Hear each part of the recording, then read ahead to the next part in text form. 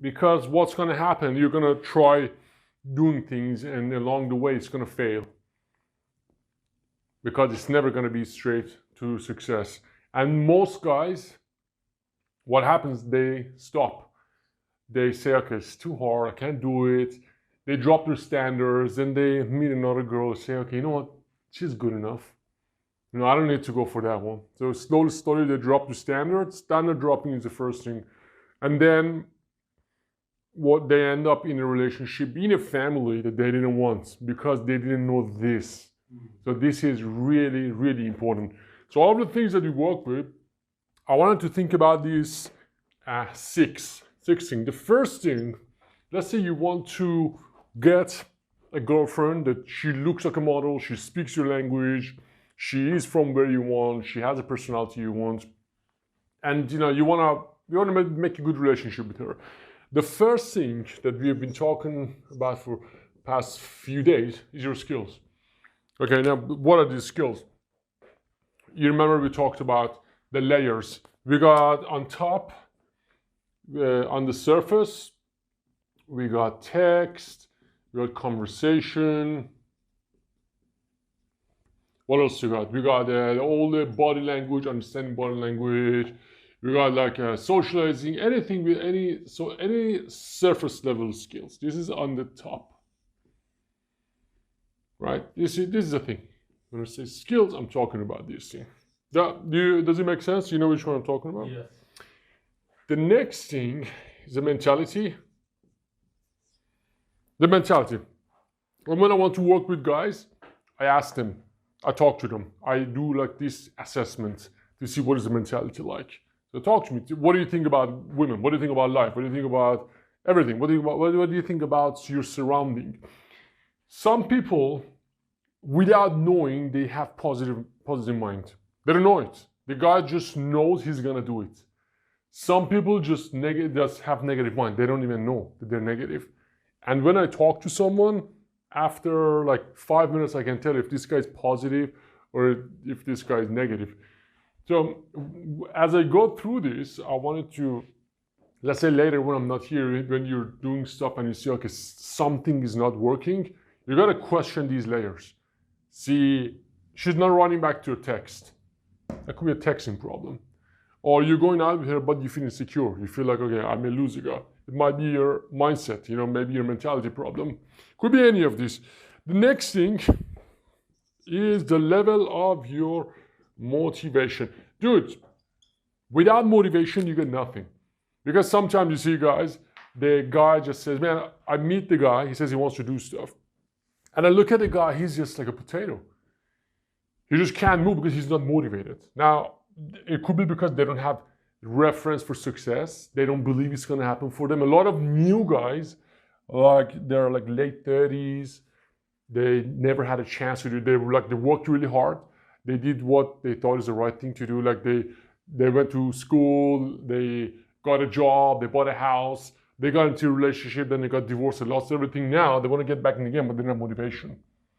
Or guys who take drugs, they take Prozac, they take Xanax, they take Lexapro, antidepressant. Because what happens with antidepressants, they bring the anxiety down, also bring the motivation down. If you don't have motivation, if you can't even get out of bed, it doesn't matter how good your skills are. So motivation is the other thing. You gotta think. The next one is commitment and persistence. You gotta do this thing over and over and over. You gotta do the right thing. The formula is get the skill, be positive, and just keep doing it over and over. If you're doing over, now here's the thing, if you got the skills right, if your framework is right, it'll be just a matter of time until you hit it right. What stops guys from getting results, the guys who work really hard, is that they don't have a framework. That's why I say read the books first, understand the theory, then commit yourself to going out and trying it. Finish week 4, read all the text system, then you gotta commit and do it. A lot of guys, again, they drop because of this. They don't have commitment. The guy reads a book and says, okay, I tried to talk to 2 girls, it didn't work. They say, oh, it's not for me. You need ridiculous. Like, I probably spoke to more than 100 girls at first before I got results. And commitment and persistence, absolutely important. Which brings us to the next one. I don't know if you can see this in the camera. Yeah. Stability and toughness. You need thick skin. It's gonna be really tough. The girl says, hey, you're short, you're too skinny, you're ugly, you're not my type. In front of everybody, you may get embarrassed. And guys who don't want to get embarrassed, they get affected by social pressure. Guys who don't want to be rejected, they don't have tough mind. Oh my God, the girl says it. A girl breaks up with them, they go in this insecure cycle of terror. And oh my God, I'm not worth it. I'm never gonna meet somebody like that again. If you want to step into the game, you gotta have stability, you got mental toughness, because it's going to be really tough. The harder the goal, the tougher the loss. The harder the loss, the more painful the loss. And if, I'm not talking about psychological level, if you go one layer lower, if your belief is wrong, no matter how good you understand in psychological level, you won't survive. So you gotta be tough, you gotta have a tough mind and understand that the moment you step into a relationship with any girl, either it's a conversation at the bar or you want to marry the girl, there is a great chance she's going to leave and it's not going to work. And guys, sometimes they get a girl that say, dude, this is it. You don't understand, but this girl is different, you know. It's like the fantasy girl, you know. She looks really good. She's kind. She's not. She's emotional. She cries in front of me. Sex is amazing. Ben, I found the one. You get it. So what happened? That's an illusion. It doesn't mean it's bad. Maybe it's a great relationship. But again, no one is about the process. Everything ends. And if a girl is like that, a hot girl has, on the surface, she has many options. They're usually short temper. They usually don't have tolerance. They usually are very high maintenance, usually. And if you don't have toughness, you'll be out of the game. And you don't end it. You don't finish the job properly. Even if you get into a relationship, as soon as you see some turbulence, you start to react, to go in the negative mode, and boom, do something and lose the girl. I'm not sure if you're there, if you get what I'm talking about here, but relationships, if maintaining quality is tough. It's like driving a Bentley in traffic. You know, imagine you go to Thailand, you go to the Philippines, and everybody drives, there's tuk-tuk, and everybody goes and you're driving a Bentley. Mm-hmm. That's what it feels like if you're not mentally tough. Because it's high maintenance. The better quality, personality, and looks, the more in demand, the tougher you should be. That's what the whole concept of non-reactiveness comes in. And the last thing, number 6, happiness. How did I write it? Happiness. Why? What the fuck? Why is it important? Remember, I say you need, when you do layers of skills that you do, what was the base that we talked about? Your belief. Yeah, exactly, your belief. What is the belief? Everything you do, joy and peace. If you don't have joy and peace in doing whatever you do, I don't care if it's picking up girls or if it's a business or if whatever you want to do, if it's not done with joy and peace, there's no point. Sometimes I meet guys who want to do coaching one-on-one and I talk to them. They don't have this. The guy just wants to get a girlfriend because he wants to get a girlfriend, because it looks good to be with a hot girlfriend, because he thinks he is at this part of life that is the next step to do, the next thing to do, which is totally not true, because if you're stressed, if you have anxiety, if you're not centered, if you're not happy, if you don't have peace, bringing a hot girl to your life won't work. Eventually it's going to crash. So if you're not happy with yourself, you're not going to be happy with the girl. The girl is not going to fix the problem. A lot of guys think, man, everything in my life is sorted. I'm making a lot of money. I look really good. The only thing I want is a hot girlfriend. And they get depressed about it because they're sad they don't have the girlfriend, so they don't attract the girl.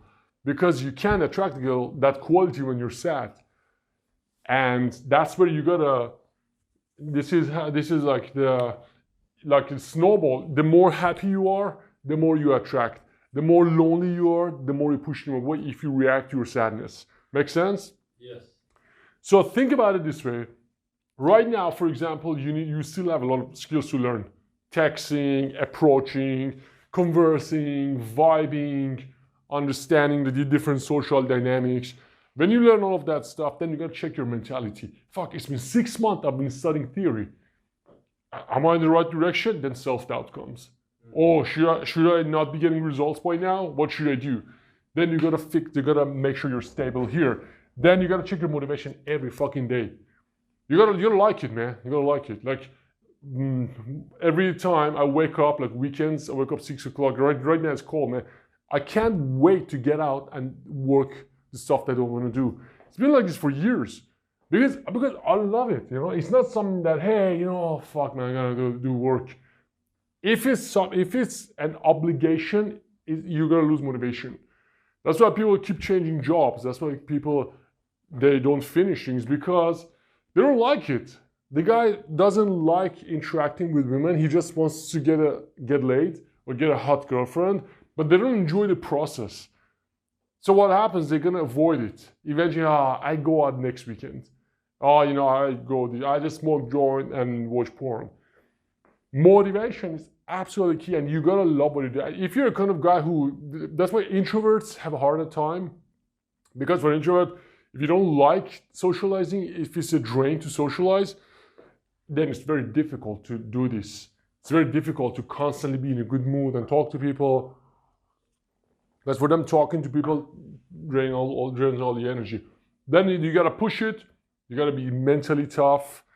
So if you're an introvert, and how can you change that? Belief. Go to low level. Go low level. First of all, there are many ways to do this. Let me just, let's go here. Let's go to this again. Remember, we have here focus, you have here presence, and here we have belief. Dude, a lot of beliefs, remember we talked about it yesterday, a lot of beliefs that we have, they don't serve us. People are fucked up. How does it help you in socializing? People are shit. How does it help you socialize? Change it, but people are struggling. Life is hard, so they're not nice because they're reacting to toughness of life. It's not personal when they're not nice with me. It's nothing to do with people being bad. You know, okay, core of human being has flaw, but how does it help you? Or socializing is draining for me. Okay, how does it help you? If you get a purpose, you know, I told you to watch Peaceful Warrior. Yes.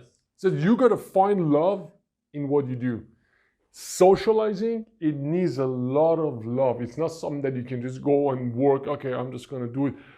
You gotta zoom out, look at people for what they are. Like I said, look at them, and look at this whole thing as a computer game. Look at people as digital elements in this game, and stop expecting things that, okay, they're gonna do the right thing. Imagine they're like drones in Star Wars. Treat them that way. Be nice, be kind, be passionate, be dominant, be emotional, be positive, and change your belief that when you say, I don't like socializing, I'm an introvert, I'm an introvert, I don't want to do it. It's your drain. Okay, cool. Your belief is you don't enjoy, you don't want to do it. I'm an introvert. So what's going to happen? The only person who suffers is you. The better way to look at it is like, look, naturally I don't like to do it. It's hard for me to talk to people, but I have a goal. I have a big why. I want to go and get an amazing girlfriend.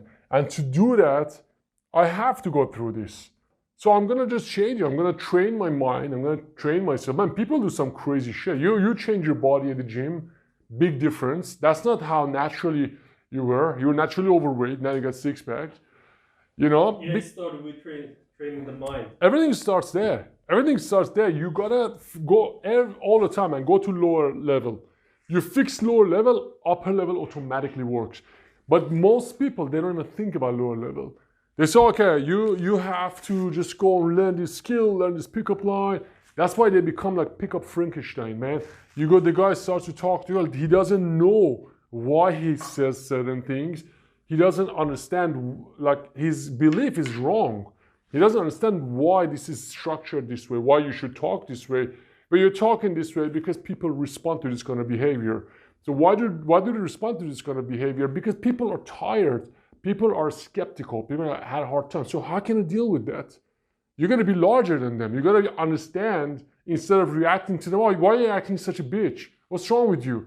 Instead of reacting to her like that, you're going to say, I get it. You know, I understand why it's so hard for you to be nice to me. You don't say it by these words, but you show it with your behavior. And then you will force a nice frame that is in your favor and in her favor. The only way you can do it, I know it sounds strange, but it's by being nice and playful.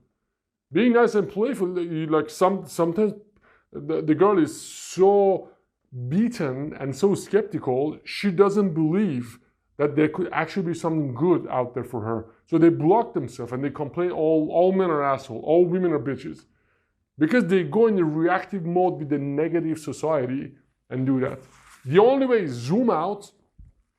What is the belief? The belief is it's tough. Life is tough. Life is full of struggle. Life is very painful. Every day, like this, life is one thing after the other. You're either in a crisis or about to come out of a crisis or about to go in a crisis. And everybody else is going through the same thing. So how do you do it? How do you deal with it? Let's look at the whole thing as a game. And the goal is I win and you win. If you don't have this belief, when a girl leaves you, you're totally fucked. Because it's, oh my God, what have I done wrong? What can I do to make it better? I'm not good enough. She went for somebody else. Dude, she got nowhere to go. You got nowhere to go. You're stuck. You are in this matrix. The only way to make it work is to zoom out, look at the settings. You cannot use what you don't have. The only thing that you have and it can change is your belief. And if you're so stuck to your beliefs, you say, you know what? The only way to go from A to B is this. These are how people who are stubborn. That's the only way. They always fight, they always argue. The only way to, well, look, you can go from here, you can go from here, you can go from here, you can go from here, you can go from here. It's up to you, man, what you do. And yeah, does it answer the question? It does. And it makes sense. Man, this is either really easy or really hard. If you get stuck in the middle, like, what the fuck, what should I do with this? A lot of it goes to your belief. Like, people get stuck in the psychological level. That's after the highest level, which is technique and strategy. Then they get stuck in psychological level. They say, oh, if a person acts like this, then I should act like this. They go in the strategies of how to move around these little mazes. But I say go the lowest level. Go the lowest level. Somebody who's like, look at the rescue dogs. They jump, they're angry, because they've been abused all their life. So you don't jump back at them. If somebody is crying and hurting, you don't shout at them. You gotta say, okay, I get it, I understand. Remember we were talking to that girl who she said she's into, I don't know, she looked really strange, she was really calm. I said, wow, you're so peaceful and you have such a good vibe. That is because you gotta hold that, you gotta work with the dynamic of the interaction. If she's super aggressive and she's just attacking the whole time, how can I do it? Somebody who's attacked, they crave qualification, they crave approval. So you approve it, okay, is that what you want? Here it is, I give you that. But I don't. But you only qualify on personality, on vibe, on energy, never on the looks. You qualify on the looks, but you're totally finished. Now, I recommend you to look at this thing as a system. I am a system guy. I always love systems because of the programming. I learn everything with systems. And if you want to get results, I highly recommend you to look at it as a system. The whole thing. What is a system? You're here. You're A, you want to go to B. A, what is A? A is you. B is you and the girl. So in order to go from here to there, I gave you all of the tools that you want. build a system. What is a system? I gave you, for example, now David is posting this, hey man, I am using your messages that you said in week 4, but they're written for traveler person, right? So what I do, what does a system have? A system is, if you want to get results, you got to use a system that is like a blueprint. You know what's a blueprint? Yes. It's like a roadmap, you know. So you break this blueprint to different sections. And this blueprint, I give it a blueprint. For example, I say if you want to start conversation with a girl, the first thing you say is called starter, it's called opener, right? Now, what are different starters? Like if I'm traveling, if I just arrived to Riga in Latvia, if I just arrived to Phuket in Thailand, if I just arrived in London, this could be the starter message. London, one of these. Moscow, for Moscow, it changes like this. They use these as emoji for thing. Only that one? Only this. For some reason, that's like every message you see from a Russian girl or Ukrainian girl, they have one of these at the end. If you're in Australia, you gotta change it. You gotta, like, if you go to Germany, you say good evening. Very formal. Very formal. My name is John. Do you also live in Hamburg? That's another way. So the point is here, when you build a system, this is a part of the system. What is this? This is starters. You gotta build your own starters as a first block of the system. Let's say your system is like in texting system, you have in texting system, your first block, starters, you have to custom design it. Make your system custom designed, personalized for yourself. And all of the information that I give you, they're like the blueprints. You can get the formats and change it based on your situation, based on your surrounding, based on your country, your city, wherever you're living. That's the most important thing. The other thing that you do, you gotta make sure that your system, this is like the texting system, for example, make sure you gotta understand how your system works. Why do we use starters like this? Because the message should be short, should be brief, shouldn't ask for anything, shouldn't be needy, should be straight to the point, should be in alignment with the culture, should be, should make sense to the reader. For example, selling meat to the vegetarian, it's not gonna work. So understand what you're trying to do. A lot of guys, they scream, hey, I really want you, I really like you. The girl says, I don't care, that's not my problem. I leave because you're emotionally on a different frequency. He says, but I really love you, we understand each other. She says, well, obviously not.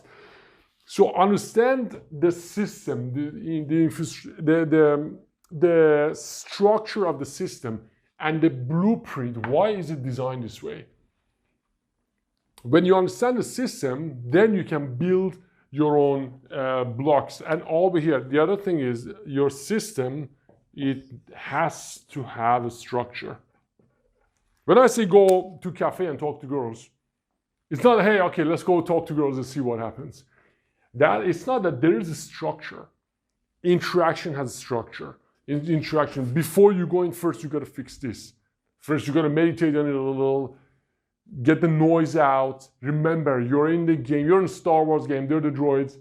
What are you going to do? What is your plan? Your plan is to go there. What is the first thing, the first emotion that you transfer to them? Certainty. What is the second thing? You got to assume comfort. You got to assume that, oh, I know this person for a long time. So you have a list of things. There's a structure to what you do. So in order to show that I'm confident and relaxed, you smile and speak slowly, clear words, not very slowly, clear words, and you tell them the routines, the things, instead of asking questions, the answer is yes, no, quick. You realize you stare in the eye and make sure they stay connected. There is a structure which you should in week 4, for example, text, there's a structure for the conversation of text. Build a structure or follow the structure, customize it, personalize it based on your situation. And of course, the other thing, the system, you need to update the system. What used to work like 2 years ago, it's not going to work anymore. Because now there's so much noise, everybody has heard everything. That's why before, like 15 years ago, you could just go use pickup lines. And it was, wow, that was really cool. Now, everybody knows what is a pickup line. It doesn't work anymore. Now you got to go under the radar. You got to be invisible. You can't make sense. Remember, like internet marketing sales pages? Now people see the sales pages, they don't even read, they close it. Things have changed. So you got to constantly update your system. Look, structure never changes. Always woman, man. That's it. Yes. The big picture is the same, but the way you communicate changes. You know, maybe Tinder goes away, something else comes. Whatever happens, you gotta constantly update because culture changes. Culture changes really fast. Before online dating was, whoa, no way, are you kidding? I'm gonna put my stuff there. I'm not gonna put my stuff on the internet. Now everybody has Tinder. How do you make sure that you update the right information and correctly that you're putting in the correct update? Mastermind. That's why we got a group. You stay in the group. Guys, this opener is not working anymore. This system is not working anymore. That's why we stay in the groups. And the system, the last part of the system is the timing. Now, timing is two things. Your system should be synchronized together. Timing is really important. For interaction, for example, texting. You can't send 40 texts in a row. The timing is important. It's dynamic. What does it mean dynamic? It works based on the response that you get from the other. So it's not a one-way thing. So you gotta dynamically change your response time and the amount of time you wait before you communicate. They say, problem. Oh my God, Ben, I just met this girl. When should I text her? I just got a number. When should I text her? Oh, hey, I got this girl. I got her number. I sent a text yesterday. She didn't reply. What should I send and when should I send it? That's why you need a personalized system to know what is the right timing. That's why the software text it helps a lot with this because it works the timing as well.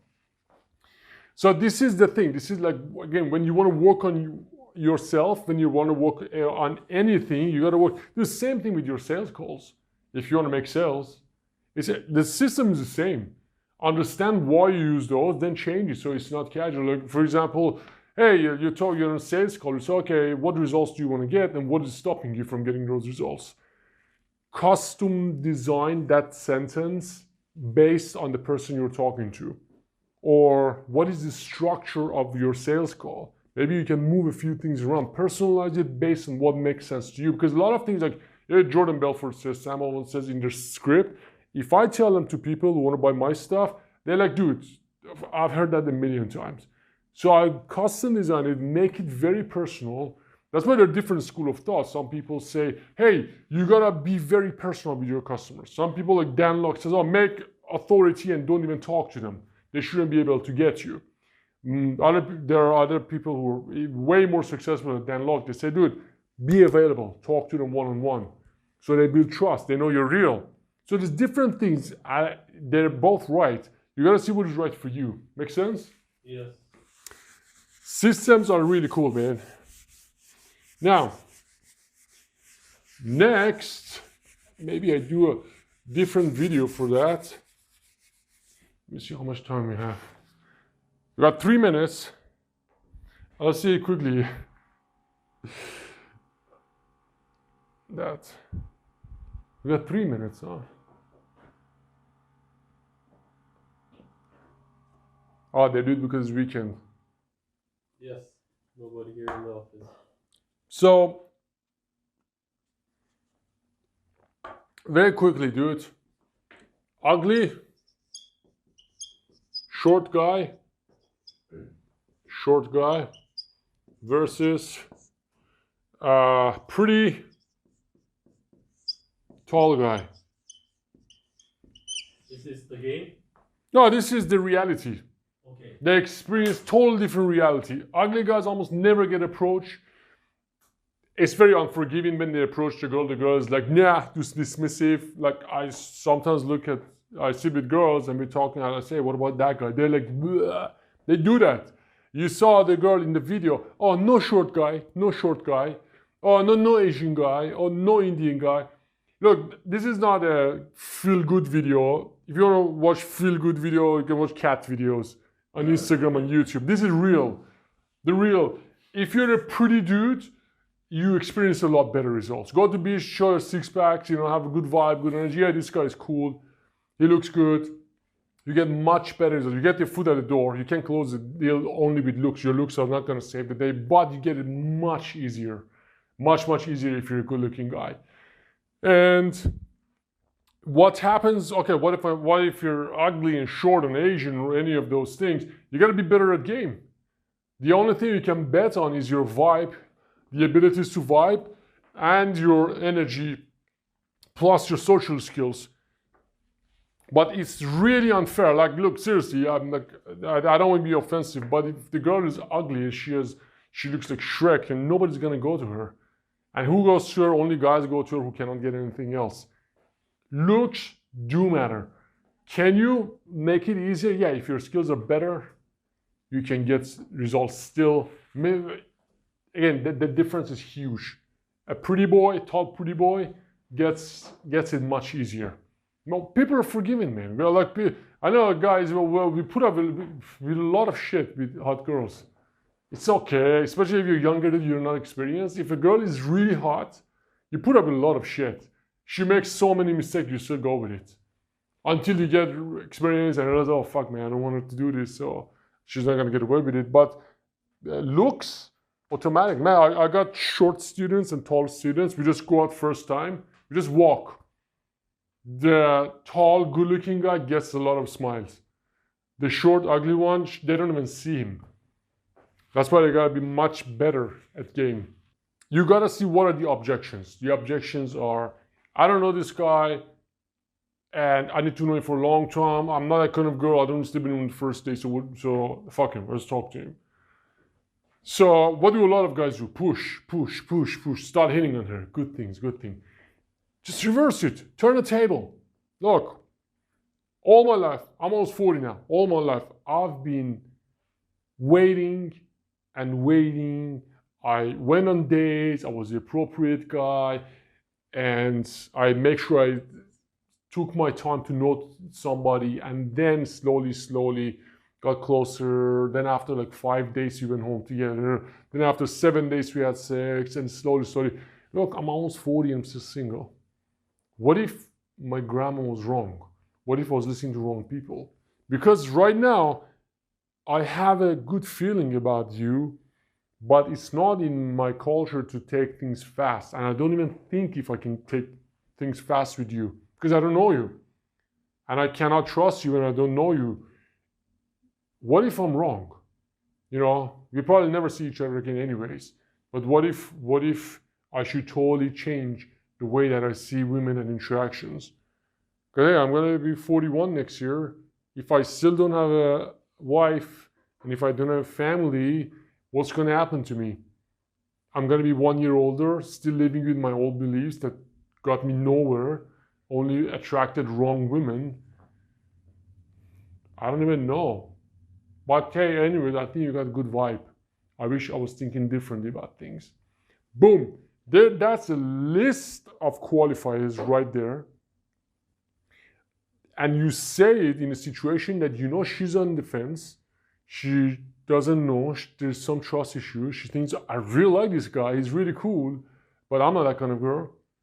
So you list all of the objections, make them by yourself, reverse the table. That's why I tell girl, first date, I never sleep with anybody in the first date.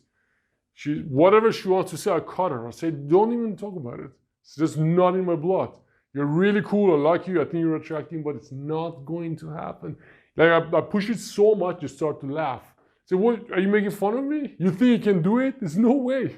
You can try. It's not going to happen. You know what? You're punished 2 dates. You think it's funny? You know what? I'm just gonna friend zone you if you keep smiling. Stop smiling right now. So you turn the table, you bring the humor instead of okay, hey, I'm this nice guy. Okay, would you like to have wine? Would you like to drink something? Being appropriate. This is very funny, smart humor, and it only works if you're really detached from the outcome. If you're really there, if you date a lot, if you don't go on dates constantly, if you get one date a month, it's impossible to do this. But if you have abundance, you can play around and turn the table. And always, every time you're going to do something, you're going to turn the table. Always. Otherwise, it's like if you push, they pull. If you pull, they push. There's always balance. You're positive, they're negative. They're negative, you're positive. Or reverse. That's how psychology works, man. You can never tell somebody, hey, I'm a great guy. You got to pick me. You got to say, I'm probably not a great guy. Maybe I understand why people don't like me. Because I trust too fast. Because I don't know, I go out of my way. I wait too long sometimes. It's always the other way that works. Now I want to talk to you about something. This is nasty, but we're going to talk about it. This is probably the biggest problem that guys have. Nice guys. Man, I'm going to open fire. This is the most unattractive thing that guys do. Like, seriously, 90% of guys do. And they lose women. Can you see this? I don't even know if you can see this. What is this? This is really important, dude. Nice guys, they're unwilling to articulate their sexual desire because they're afraid of rejection, because they never get anything, because of their personality traits. I'm going to list the traits, and it's going to be harsh because you got to go through all of them, make sure you don't have them. They don't get anything, so what they do is, okay, I'm going to be nice. I'm going to do whatever she wants me to do, that maybe one day she'll sleep with me. And that is really disgusting way to do things. But guys do it because they don't know any other way. So yeah, they hang around. There's many of them. Many of them. They usually end up alone or end up again with ugly, low quality women because they're unauthentic. And again, I say this is not a feel-good video. You watch it later. This is not about, oh my God, let's vomit sunshine and say how amazing life is. If you're ugly, you're going to have it harder. It's unforgiving out there. That's just how it is. They don't care. So when you pick somebody unattractive, what are you saying?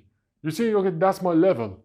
And that person who is unattractive and bad attitude, they know they're unattractive and bad attitude. They know it. It's not that nobody knows. And because of that, there's a funny thing. Woody Allen says, I don't want to be out with any girl who picks me as a guy. I don't want to be a member of any club who picks me, who allow me to be a member of that club. That's what happens. But people, like I see a lot of couples like that. Because I go through the qualities and you see this thing, now nice guys, what do? They have specific behavior. And this behavior is more, the motive is to get some attention or some sex, because they get nothing. It's not that nice guys finish us, they don't even enter the race. That's what nice guys do. They change. They're dishonest motherfuckers who end up with ugly, bad attitude women, and if they get any man, they eventually get dumped or they get cheated on. Because the biggest problem is inauthentic or unauthentic. I don't know. I think it's inauthentic. They're inauthentic. What are the qualities? Man, you see them. You see these guys. There are followers. They're not, look, it's like a lot of nice guys, they don't know they're nice guys. And when you're going to interact with women, if the woman is really pretty and really good quality, and you think she's out of your league, you will have this urge to follow. What is follow? Like you go out, you go to museum, whatever, you go to store, everywhere she goes, you're just behind her. You just, the tone of their voice here, the tonality sucks. The tonality, they're very unaware of tone of their voice. It's all like, hey, look at, this is us in the camera, look at what we're doing. Hey, we're going shopping, or hey, can I do this? Hey, can I? They constantly agree with whatever the fuck she says. They're extremely indecisive. They're indecisive because they can't make up their mind. They don't want confrontation. Man, I know so many relationships like this that are fucked up because the guy is a pussy. He doesn't like confrontation. He's very agreeable. What happens when you're agreeable? Then you can't even know what you want if you're agreeable.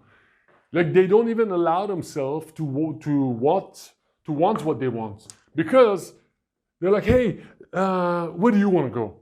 Hey, what do you want to eat? Hey, do you want to have sex now or later? Because whatever you pick is good. They're indecisive. Dude, I'm telling you this because when you start hitting quality girls, a part of you wants to seek that approval. And if you're not aware of these, you're gonna fall for this. It takes a few relationships until you understand what's going on here. They are over compassionate. Oh, tell me, what's wrong with you?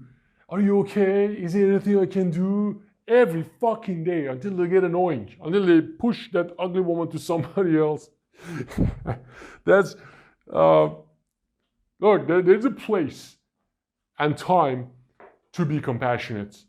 There's a place and time. You gotta be nice, you gotta be kind, you gotta be dominant, but at the same time, you gotta be super nice. You gotta be there for your woman. But if you're indecisive, if the tone of your voice is like, hey, honey, if you just follow her all the time, then she won't be happy. These guys are here. Number 5, oversensitive. Oversensitive, you know, yeah, okay, it's good to be sensitive, but these guys are oversensitive. Man, you recognize them. If you see them, you see those couples that are seeing the guy is like a puppy. They look in their eyes here, look. They have this look in their eyes. Because the guy knows, man, if he loses this woman, he won't have anything else left. If he loses this woman, he's totally fucked. Nobody else wants him. They vomit neediness. They vomit neediness. Like, man, it's this guy. Like, they walk, they just hold her hand, like, she's my property, or you know what? Yeah, she goes there, he goes there. She goes to the toilet, he follows her to the toilet, like whatever it is. And it's really annoying for the women too. And I didn't know, like sometimes that I sleep with girls, they don't tell me they have boyfriend.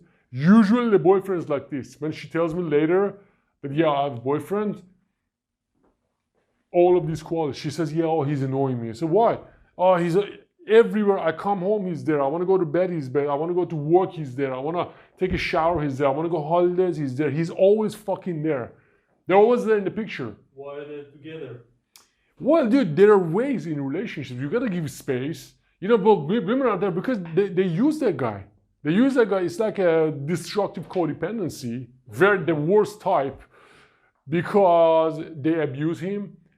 Some people want to be abused. They do. Some people want to be abused. They're so fucking frightened of being on their own. They're afraid. So they get this woman to treat them like shit. Some of them enjoy it, to be treated like shit. Because it's like, hey, you know what? Maybe that's what I should do. Maybe that's a deal. I give all of this stuff. It's okay, she treats me bad. It's better than me being on my own. And you'll be amazed. You'll be amazed, man. This is like putting up with a lot of shit just not to be alone. That's why being on your own is so much better than giving up all of the things that you have just so you're not on your own. these guys are extremely vulnerable. Look, vulnerability is not a bad thing. Let me put it this way. Sometimes when I'm with a girl, we have like hardcore BDSM, like trash each other, crazy sex, like do ridiculously tough things, like we do all the things that you should not talk about.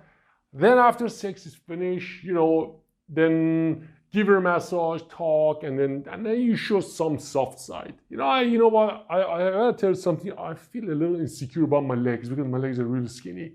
But that's it. But I'm fine. It's cool. What about you? Tell me about yourself. That's all you do.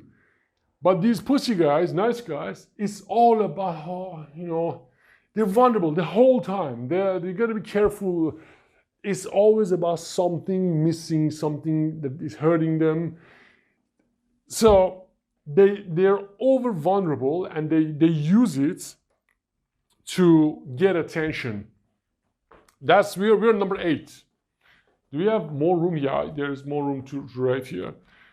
If you look at them, number 9. Actually, let me do it from top. It looks clear.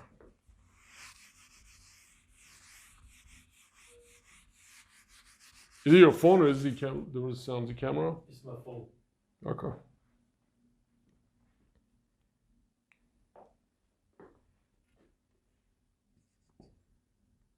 They are one-dimensional. It's like everything is one direction. Because they don't like the confrontation, they're boring because everything is okay, sure. And dude, the look in their face is just like this. You see the puppy look, puppy eye. Hey, sure, anything. Hey, it's a weekend. Let's do this. Hey, do you want to do that? Okay. Oh, you don't want to do that? Okay. What do you want to do? Everything is one direction.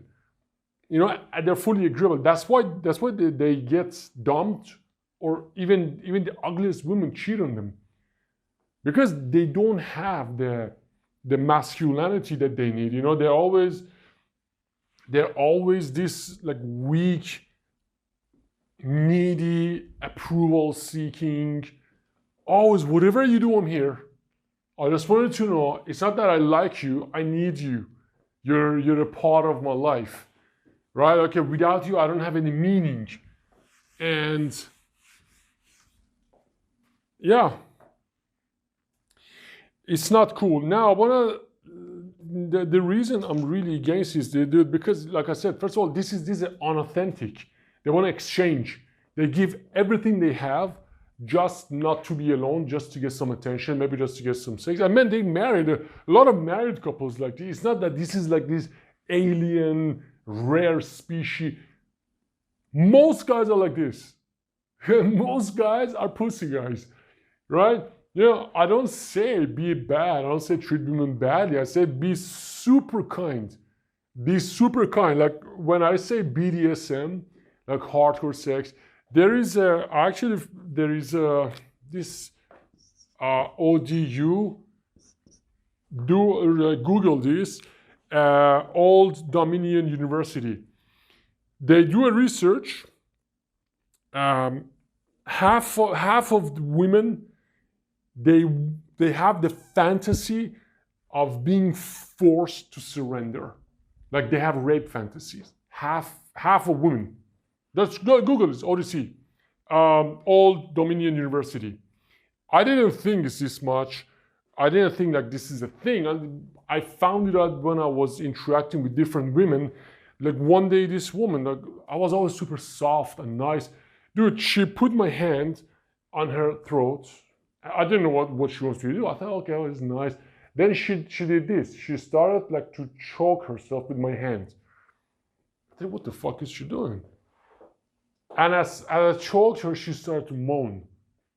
That was very unusual for me. I thought, what the fuck? And then I started to choke hard, and then she started to have orgasm. I said, oh my God, what the fuck, man? This is so weird. I was like 25, 26. And I thought she's a freak, man. She's crazy. She's not cool.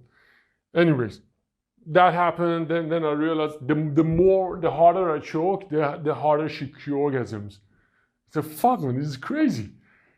Then we broke up, another girl.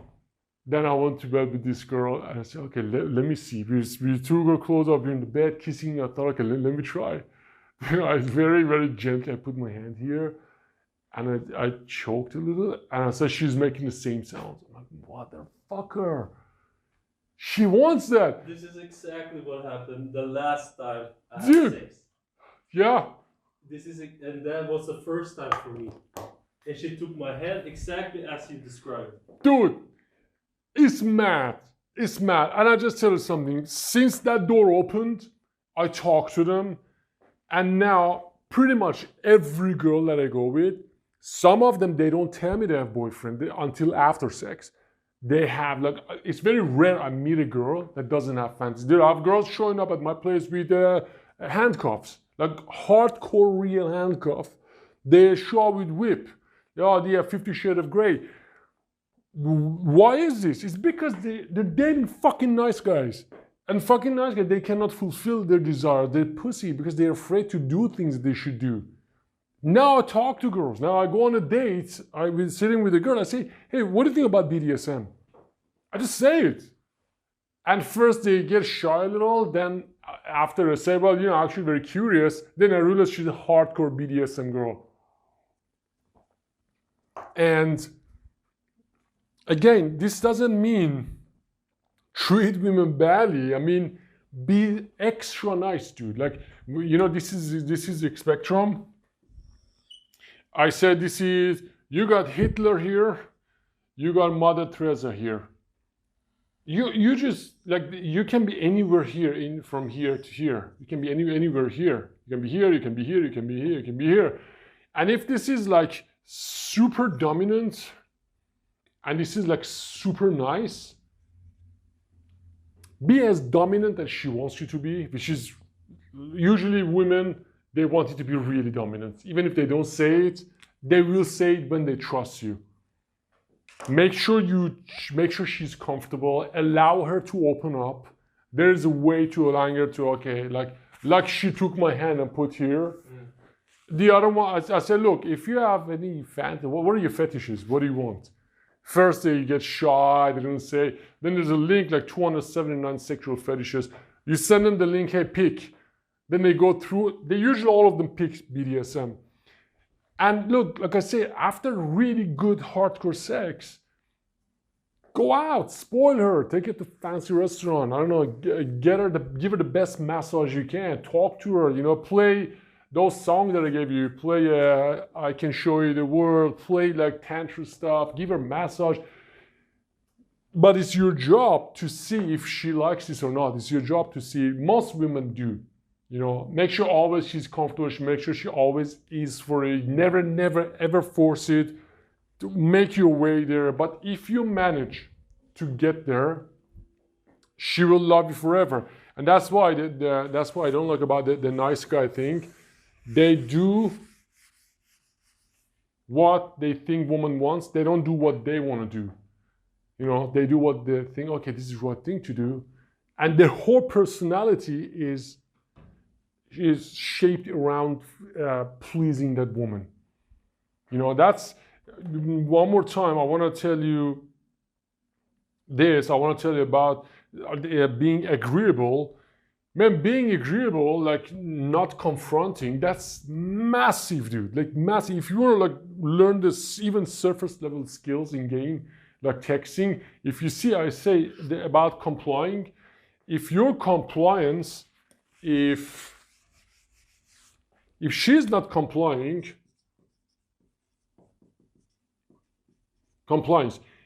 let's put it this way. If let's say this is a maximum compliance.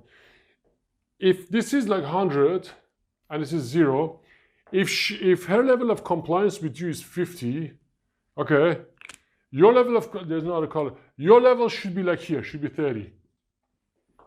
If she's complying like 90, you comply 70. That's very important because if, and this is this is very, very advanced. when they test you subconsciously, they test your compliance level. They test, for example, she disagrees about something. Hey, weekend. Do you want to do the weekend? Yes. Okay, what day? Actually, I can't do Saturday or Sunday. What the fuck? What the fuck, you know? That means she's put in a trap. She may be a really nice girl.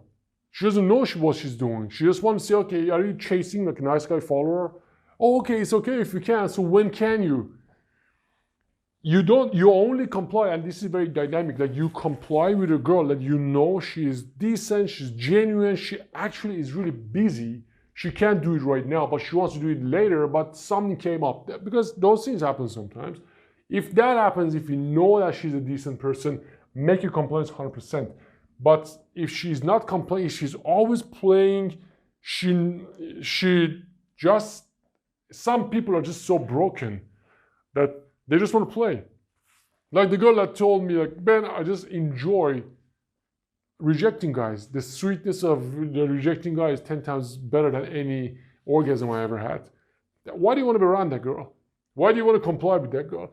There's a girl who says, look, I really like you. We should meet. What day are you free? Tuesday. Then something comes up a day before. Say, look, I'm really sorry. I can't do it. Can we do it tomorrow instead? Fuck yeah. Yeah, okay, cool. We'll see. But don't cancel again. Tomorrow is good. Some emoji. So don't comply. The compliance is really important. Did you want to ask something? What? Did you want to ask something? Question? No? No. And the other thing that I want to say is about, man, you gotta protect yourself. This is very important, man. You're going in a war. I don't want to sound like it's a dark thing, but it's a war. And there is value. It's all about values. You gotta protect yourself. If you don't protect yourself, you're gonna get hurt. You're gonna get hurt. You're going there, like nobody warns you about what you're stepping into. This is the best and the worst thing in the world. The most pleasure on physical level is sex with connection with an emotional, passionate girl who's also really hot. She's a good person. She's on your level. The most agonizing feeling in the world is losing that girl. If you love her and if she's like the perfect girl you ever had. So when you step in, especially guys who are new, they learn some skills, they go, they get a girl, they're like, holy shit, then finally a model is fucking me. They don't know the model is fucking you and texting you, she's texting 10 other guys too. So you're not on a safe space if you just have sex with 1, 2, 3 times. Even if you've been with her for 5 years, you're still not safe. This is all about you, man. Everything you do with girls, it's all about you. I started to get guys who tell me, oh man, you know, I read your book, I got this girl, but now she left me, I'm totally fucked. I get a lot of those. Consistently, every week I get guys to say that because I don't usually talk about it. I say, dude, it's all about you. If you're attracting the girl is one thing, knowing that you were without her, you're going to be without her, is either now or in 10 fucking years. But guys, like, this fucking shocks me. Like, they marry and they say, oh, it's locked in forever. How the fuck is it locked in forever? Like, seriously, like, if it's like you're saying, I will never change the way I feel about you, you will never change the way you feel about me. Do you know how much pressure you're putting on that person? That's why I'm really, really against relationships. Like, almost never, I think it's a good idea because people change all the time. Relationships are based on needs, physical, emotional, mental needs. So I feel better with you than without you, right? I want to be with you because it makes me feel better.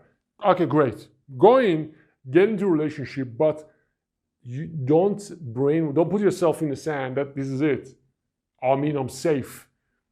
Because a woman, a man, people are a mess. People, like I said, we are in a crisis. You know, every day is a crisis. Life is not easy. You gotta do so. You gotta pay bills. You gotta look good. You gotta be healthy. You gotta keep your relationships. You gotta interact with people. It's tough. And when this is really this is absurd, man. Guys make this image of this girl She's hot, she loves me, she's amazing, she's not going anywhere else. She's gotta be my girl. She's model, she's emotional, and she's not going anywhere. Dude, they make this image and it's so strong. They go and they meet a girl like this, but they don't realize that this girl, she has another quality. She leaves the same way you leave. You know, I sometimes say relationships are transactions and people get angry. People get upset. Look, Tony Robbins has divorces. The most successful people, spiritual leaders have divorces. Why? Because you can't bet your chips on a moving target. It's a moving target.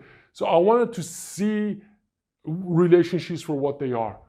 If you make somebody feel good, they want to see you again. If you make them feel bad, they're not going to see you again. They have tolerance. When you meet a girl, she has some tolerance, you have some tolerance. What if you're with a girl that you really love and she cheats on you? Well, it depends. Some guys put up with it. Some guys who know they can do better, they drop. What if you cheat on her? She probably drops. If she's a family girl, she wants to have family, okay, you cheat. People love you conditionally. This is what I'm saying. It's all fucking conditional. Don't fall for this idea that, man, this is my girl, dude. Dude, you have no idea. Like, I was in Finland. Guys come to the seminar. The guy says, Ben, you know, you're dark, man. Things you say, it's not cool. I have this girl. The guy buys a house, everything cool. 3 years later. Hey, Ben, can I ask something? One, how can I bring back the sexual spark? Dude, go to buy the magic wand, give her orgasms, do stuff like that. Dude, almost all the time sexual drive dies, you know. But they don't know it because we are different. A few weeks after, Ben, I think I'm making the wrong mistakes with my life, with relationship. I already bought the house, I got the girl, we're already engaged, but I don't think this is the one. What do you think? Dude, join the coaching program. Let's talk about it. Okay, we'll see. And he marries the girl and he gets divorced. And he loses like fucking half of his house and shit. There's wrong mentality, you know? It's a wrong mentality because it's out of fear. Because then marriage is a programming that I'm different, dude. I'm not like everybody else. My girl is different. And people change. Dude, there's like, again, we are on a death sentence. We're all gonna die. She's gonna die. What? Some people don't even think about it, I'm gonna die, until they get older and older. That's why I say, I learned this from Eben Pagan that says, think about your mortality once a week. I'm mortal, man. It is gonna finish. That's maybe one of the things that gives me so much drive to do things. I know this is a short time that we have here. How much do you want to fucking sleep? Get out, go out, do things that you love. And when you get into a relationship, you put yourself right on the line and you become vulnerable to so many things. If you're for it, go for it. And the reason I say that, because I'm amazed, dude. Like I see people marry and I think, are you fucking stupid? You have all of these amazing things in life. Why did you marry? Oh, you don't understand. You don't understand. It's love. 2 years later, divorce. Dude, this is like, I told you, this guy, very close friend of mine, he's old. He was showing me the pictures of, we were talking about kids, and he was showing me the picture of his grandchildren. Look how beautiful this is. You should have kids. I said, dude, you have kids for yourself, not for the kid. Like, why do you bring kids? Because their life is empty. Their life has no meaning. They go find meaning in somebody else. They get divorced. Not a fucking poor kid, speaks 5 languages. She's like 4. She doesn't know where she's from, who's the parents. Parents hate each other. Because one day they felt, okay, this kid gives meaning to her life. You have a better chance of finding happiness with cocaine than fucking having kids. It's real, dude. Like, you wanna love somebody, you have love to give, go fucking adopt a kid instead of making a kid. It's a big risk. Like, you do it for people do it for selfish reasons. And I tell you this because it's gonna come up, dude. You're gonna meet a girl. You're gonna fall in love. You're gonna forget all of this. You're gonna see, wow, this feels so amazing. It's a path that most people fall into. And they go. And I've spoken to people who are much wiser than me, people who have like influenced thousands of people. They say, dude, it's better to take care of yourself emotionally, mentally, spiritually, than making like a big family and be confused and be worried about them all the time. You want to help, you want to give love, go adopt. Sometimes relationships get rocky, and you meet a girl, she's really nice, you develop feelings, and it's normal, and it's just really good feeling, you get a girl and it's nice. So, but what happens, let's say this is time, and this is the relationship itself. Emotions during the relationships. So you meet, things get good, then things get a little bad, then things get good, then you get bad, you get to this point, then boom. From here you have the relationship. Good, relationship great, then bad, great, bad. Sometimes things go here. That if you don't have strategies to maintain it, like before things get good and stay stable for a long time, things go down, okay? And here is where most guys stop and lose the girl. Again, this is not a basic thing. Most people don't understand this. This is something that I've seen in several relationships. Things start up and down until she trusts you, you get in a relationship, then drops. It's a big problem. If you survive, you continue. That's why I always say breakups, they look like end of relationship, but they're really not the end of the relationship. For example, you get a number, you meet it in yoga class, you meet it at work, you meet it at school, you start a relationship, then after some time, hey, you start having sex, everything's good, you kind of like boyfriend, girlfriend, then suddenly, after a couple times sex usually, she says, hey, you know what? I don't want to see you, it's not going to work. And you're like, what the fuck? Everything's going great. What am I going to do? Man, I've seen guys like this happens in their marriage very quickly, and they panic and they lose a girl. And it's because of the same thing, man. The same thing. You remember the model that we had? What is the base level of everything? Belief. If you're in a joy and peace, belief, joy and peace. So if you're like, look, there's no education in this. They teach you a lot of bullshit at school, like math and like chemical bullshit, engineering things, like, okay, how to do, like, man, I know these, like, for example, you do these 43-2, like these signals of, I don't know, you do them like this, some bullshit nobody remembers, but in order to survive a relationship, you need mind management techniques and strategies, something that they should teach you at school. How can you manage that? Remember, we talked about this, the main chart that we always have. Everything you do, on the lowest level, you need the right belief. What is the right belief? Most people don't know. Most people think, after belief you have think, belief gives you, think gives you emotion, emotion gives you action. So the guy believes, here's the thing, when things get rocky, the guy believes, oh my God, she said, I don't like you anymore. Mm-hmm. What do you think? She doesn't like me anymore. She wants to stop. Fuck. Panic. Baby, don't. We're good together. Boom. What is the right belief?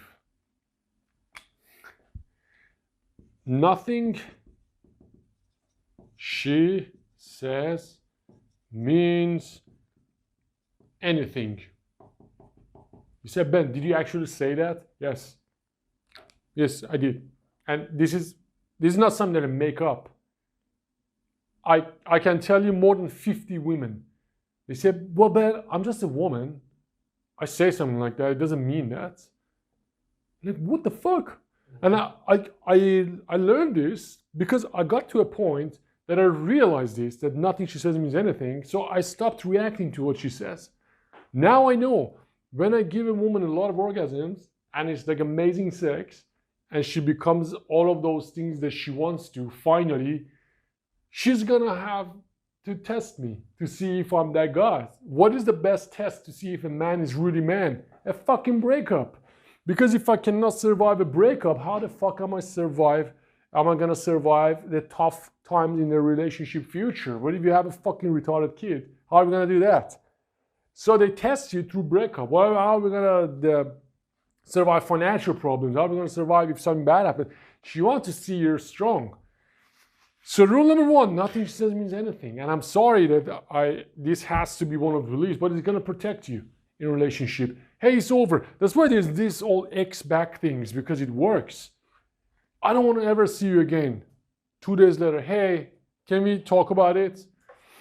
This gives you fucking superpower, dude. And not many people talk about it because this is not appreciated by most people. You say, okay, no, you know what? We're not like that. We are like that. So rule number one, nothing she says means anything. And if you're in a situation that she says no, she said no. Let's just be friends, for example. That's a good one. Let's just be friends. This is interesting, very interesting. Yeah, this is... Because my last relationship, she said that this is not working, this is not gonna work. And I turned to be this very nice, needy guy. Yeah. And after a while, I said, this is stupid, why am I doing this? And then I said, no. And she said, wait, but I love you. And then the table turned.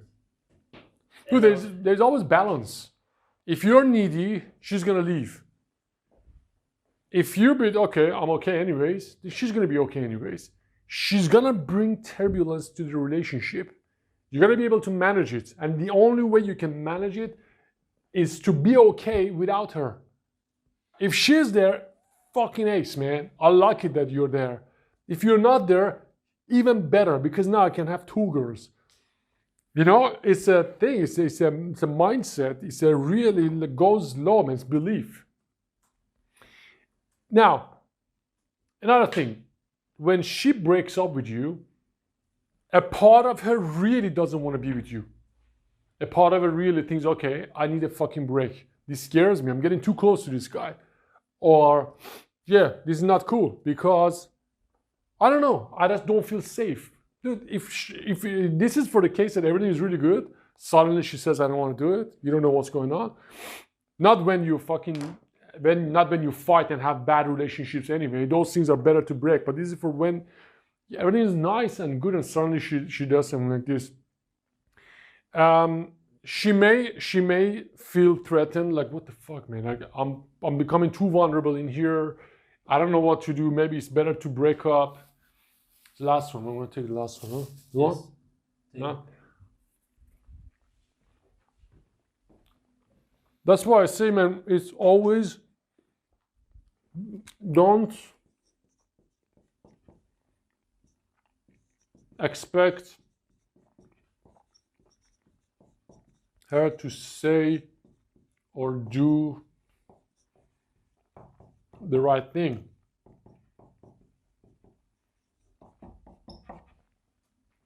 The guy tells me, Ben, but she said this. Why did she say that? Well, because she's a person, she's under pressure, she's confused, she has problems. Don't panic. Your job is to just not panic about what she said. Maybe she thinks she doesn't like you right now. Maybe she thinks she needs some space. You can't react to the breakup. You can't say, but baby, let me explain. Let me tell you what's going on here. Let me tell you why we should do this. Anytime you try to put back together a relationship that is broken from her end, it's gonna tank. It's not gonna work. Don't expect her to say that, but Ben, it doesn't make sense. She said she lost me 2 days ago, now she broke up. That's what they do. That's what they do. What can you do? We don't care why they do it. We can't change, we're not in their head why they do it. The only thing we do it, we don't resist. Oh, no problem. I'm sorry you think that way, but I understand. Which brings us to the magic words.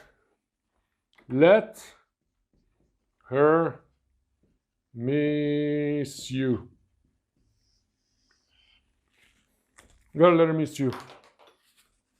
If you're one of those guys, remember we talked about nice guys. If you're a nice guy, you're always available there the whole time. You leave her no chance but to leave.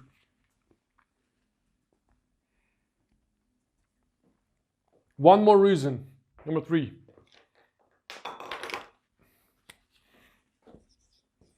She does it because she senses insecurity.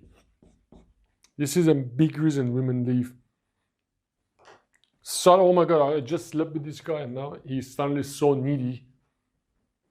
Why is he doing this? So stop telling her. If she stop telling her how much you care, stop telling her how much you need her, stop telling her how much you like her, stop telling her how amazing and important she is. Just agree. Very brief, very cool. If she says, oh, don't text me, okay, don't text her. She senses insecurity. If you keep pushing it, you're telling her, yeah, you know what, you were right about me. I am insecure. If she says, no, I don't want this, well, okay, no problem. Instead of saying, yes, yeah, no, but you gotta say, oh, but I have to let her know. She knows. Stop text terrorizing. She knows where you live. She knows how to find you. There's no reason to tell her, hey, did you get my message last night? What about the one after? So I'm gonna send you one more to make sure you got this one. Please confirm you got this one. Dude, I've lost girls, a lot of girls, by not knowing this. I called, she didn't answer. This is when Facebook was new. Then I sent message on Facebook, then nothing. You know, I said, what the fuck? Maybe I should post on the wall. Post on the wall. Like all of these things, crazy stuff. And then she said, dude, I was just out in jungle in Australia. I was there. I didn't have internet. What the fuck is wrong with you? She blocked. First time it happened. I'm like, what? So it's okay if she disappears. She doesn't want to talk. Just give her space. In the program, week 4, there is frequency, how often you should call back, how often you should check, what to say exactly. But for now, this is it. This is what we are dealing with. Number 4, reverse psychology. You must master reverse psychology. Remember, you cannot force anybody to like you. You cannot force anybody to come back. You cannot force a woman to want to be with you. She doesn't want it. She doesn't want it. The only way is to just walk away and let her come back to you. Otherwise, it doesn't matter how much you push. But it's us. But you don't understand. It's me and you. None of that stuff works. You gotta do reverse psychology. Is it gonna work? Well, yes. Is it a guarantee? No.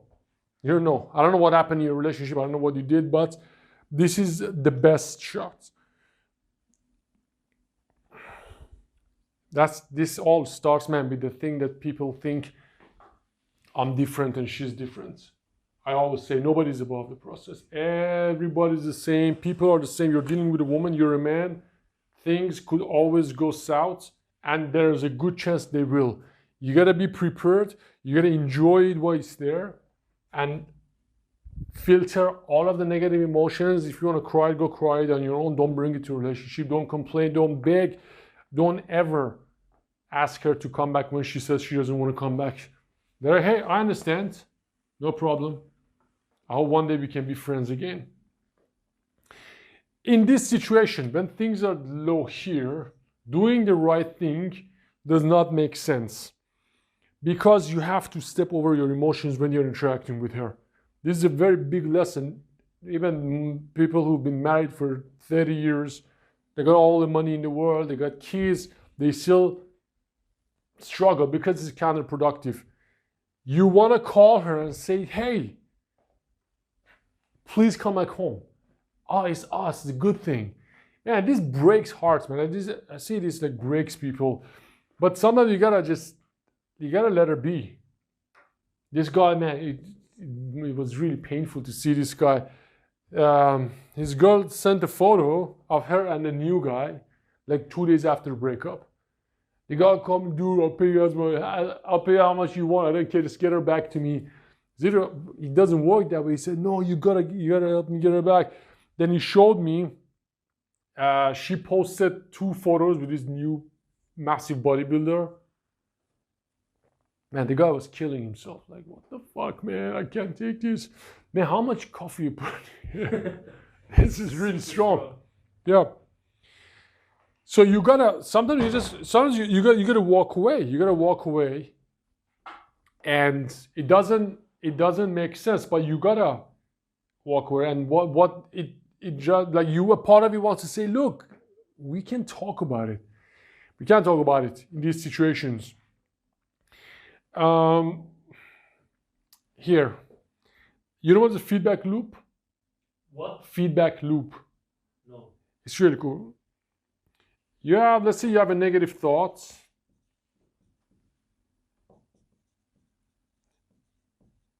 For example, my girlfriend is going to fuck another guy and gonna cheat on me. It's a negative thought. And this thought makes you feel a certain way. Well, how do you feel when you feel your girl is gonna fuck somebody else? Shit, you feel stressed. You feel worried. You feel nervous. So what happens when you feel nervous? There is a bunch of things that happen. Your whole body changes. The way the hormones change in your body. You feel different. You physically feel different. So when you have negative thoughts, then you have stress. Because you think about just like the same thing, but this is really powerful. You think about porn, you think about girlfriend, you think about sex, you can't even get a boner. I saw a girl close her eyes, she can actually have orgasm. Thoughts are very powerful. If you have negative thoughts, then you can change the physiology of your body, you can change the way you feel. And if you scare yourself, for example, oh my God, my girl is fucking somebody else. Then you get nervous, you have negative thoughts, then you have more bad thoughts. What if she's fucking 2 guys? What if she breaks up with me? Then you have more negative thoughts, it gives you more stress. This is a feedback loop. Feedback loop of negativity and negative thoughts, negative emotions. Man, this can fucking put you in hospital, man. I see people do that to themselves. If you're not careful, that's why I say, what is the lowest layer of all of this belief? Your thoughts cannot be negative. You cannot have negative thoughts because then you get stuck in the loop. Loop is very important, dude. Next thing, if you're losing your girl, you gotta know. With relationships come rules you must follow. But Ben, I love her. She's different. Well, dude, you gotta follow the rules, man. You gotta follow the rules. You chase, they run away. But what can I do? The only thing you can do, show interest, don't be needy, stand back. Wait certain time that we discussed in the program, week 4, week 5. Then if you don't hear back, try again. If it doesn't work, she fucking doesn't want it. You can't force somebody to fuck you. You can't force somebody to like you. I mean, you can, but it's illegal. You don't want to do it. So there are rules you should follow, and guys who resist, they suffer. Guys who think, man, this is not that. Usually guys who are successful, they get massive ego. They're like, no, nobody treats me that way. Well, they do. Your wife is allowed to leave. Your girlfriend is allowed to leave. It's not up to you. So all you can do is be fun, happy, easygoing, sure, a good time, be dominant, spoil her, do all of the things that you do in a relationship, follow the rules. Yes, there's a chance she will leave, but you do all you can and hope that everything stays the way you want it to be. You gotta be, this is the next thing. If you want a girl, there's no other way but to be amazing,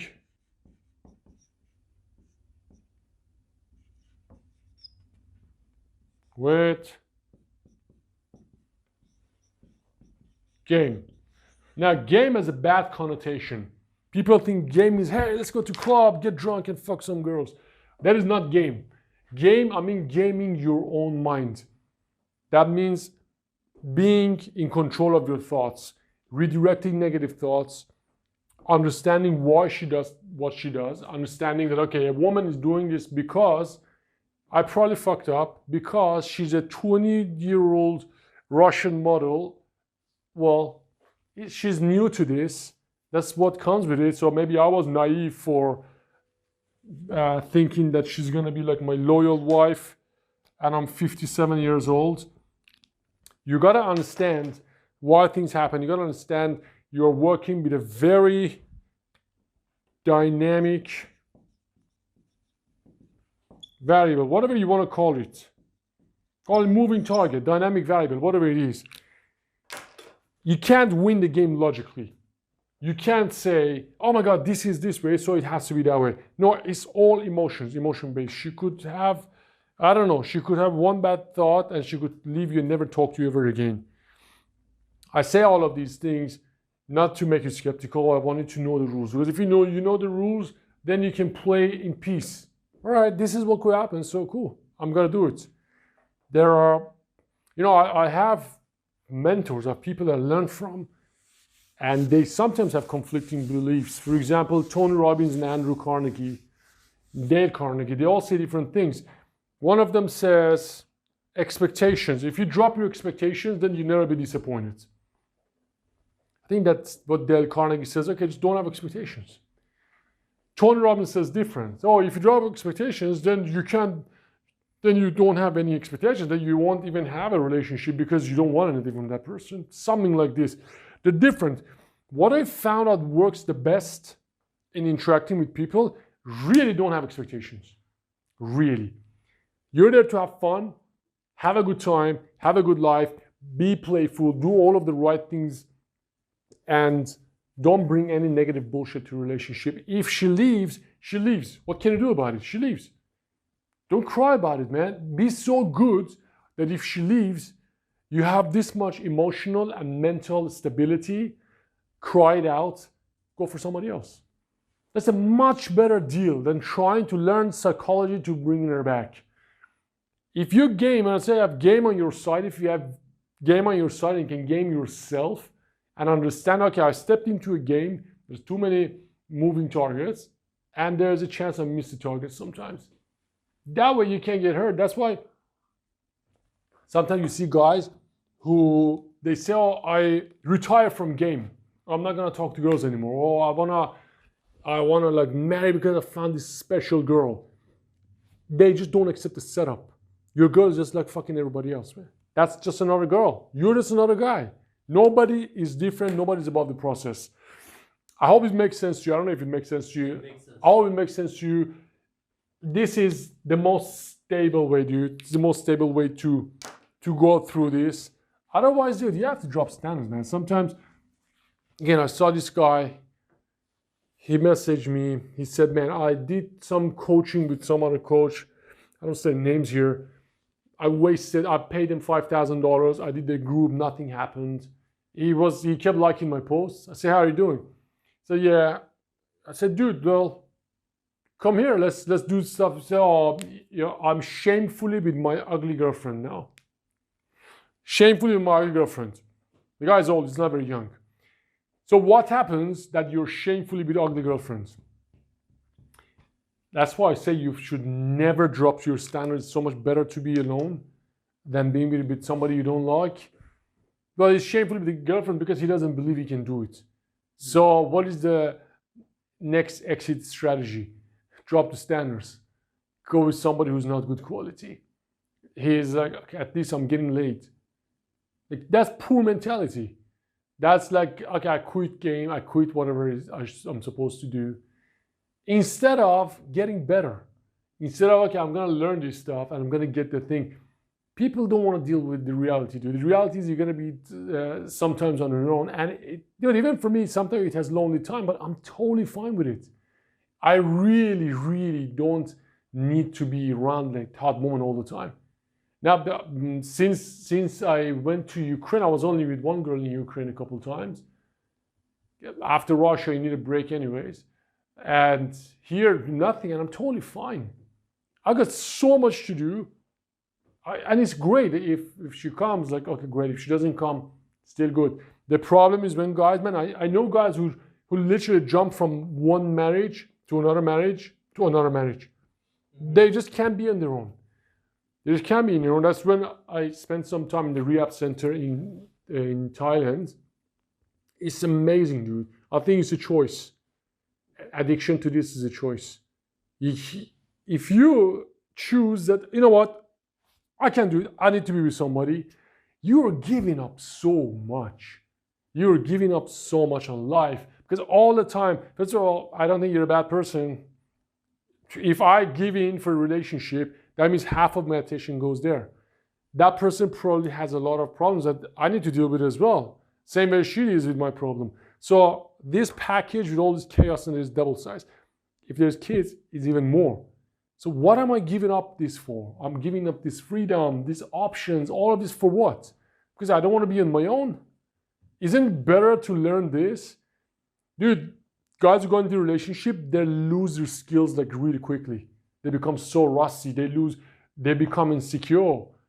Because what happens when they lose the girl instantly jumps to another relationship and the guy is like a mess. He needs 6 months until he become healthy again. Okay, now I can go and talk to some people. Mm-hmm.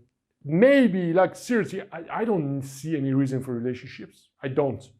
It's because of a needs, because of athletes, because of physical, mental, emotional need. And it's a very expensive thing. I said, bet on yourself, man. I keep coming back to this. Like all of these problems, the reason I'm really picky on this is because, man, people go to rehab. People do drugs. People do alcohol. People attempt suicide over divorce and breakup. People lose all of their life work. That Amazon guy, Basil, what's his name? He got divorced. I don't know. He lost a bunch of $1 billion. Questions? No, all of this makes sense, and it's also very relatable for what I've been through. Yeah? Yes. Especially my first breakup. That was very tough for me. Mm-hmm. And it took maybe 2 years. And it's because I was soft, poor-minded, not knowing this. Now, dude, I give you a formula to keep everything fucking fun and keep going. You know, say, okay, dude, no relationship. So what? What should I do? This is what I've been doing, and it works really cool. Dude, first of all, you need, remember, I want to do this so many times. You always remember this. Boom, boom, boom. Belief. Then you got here. This is another one. Presence, focus, skills.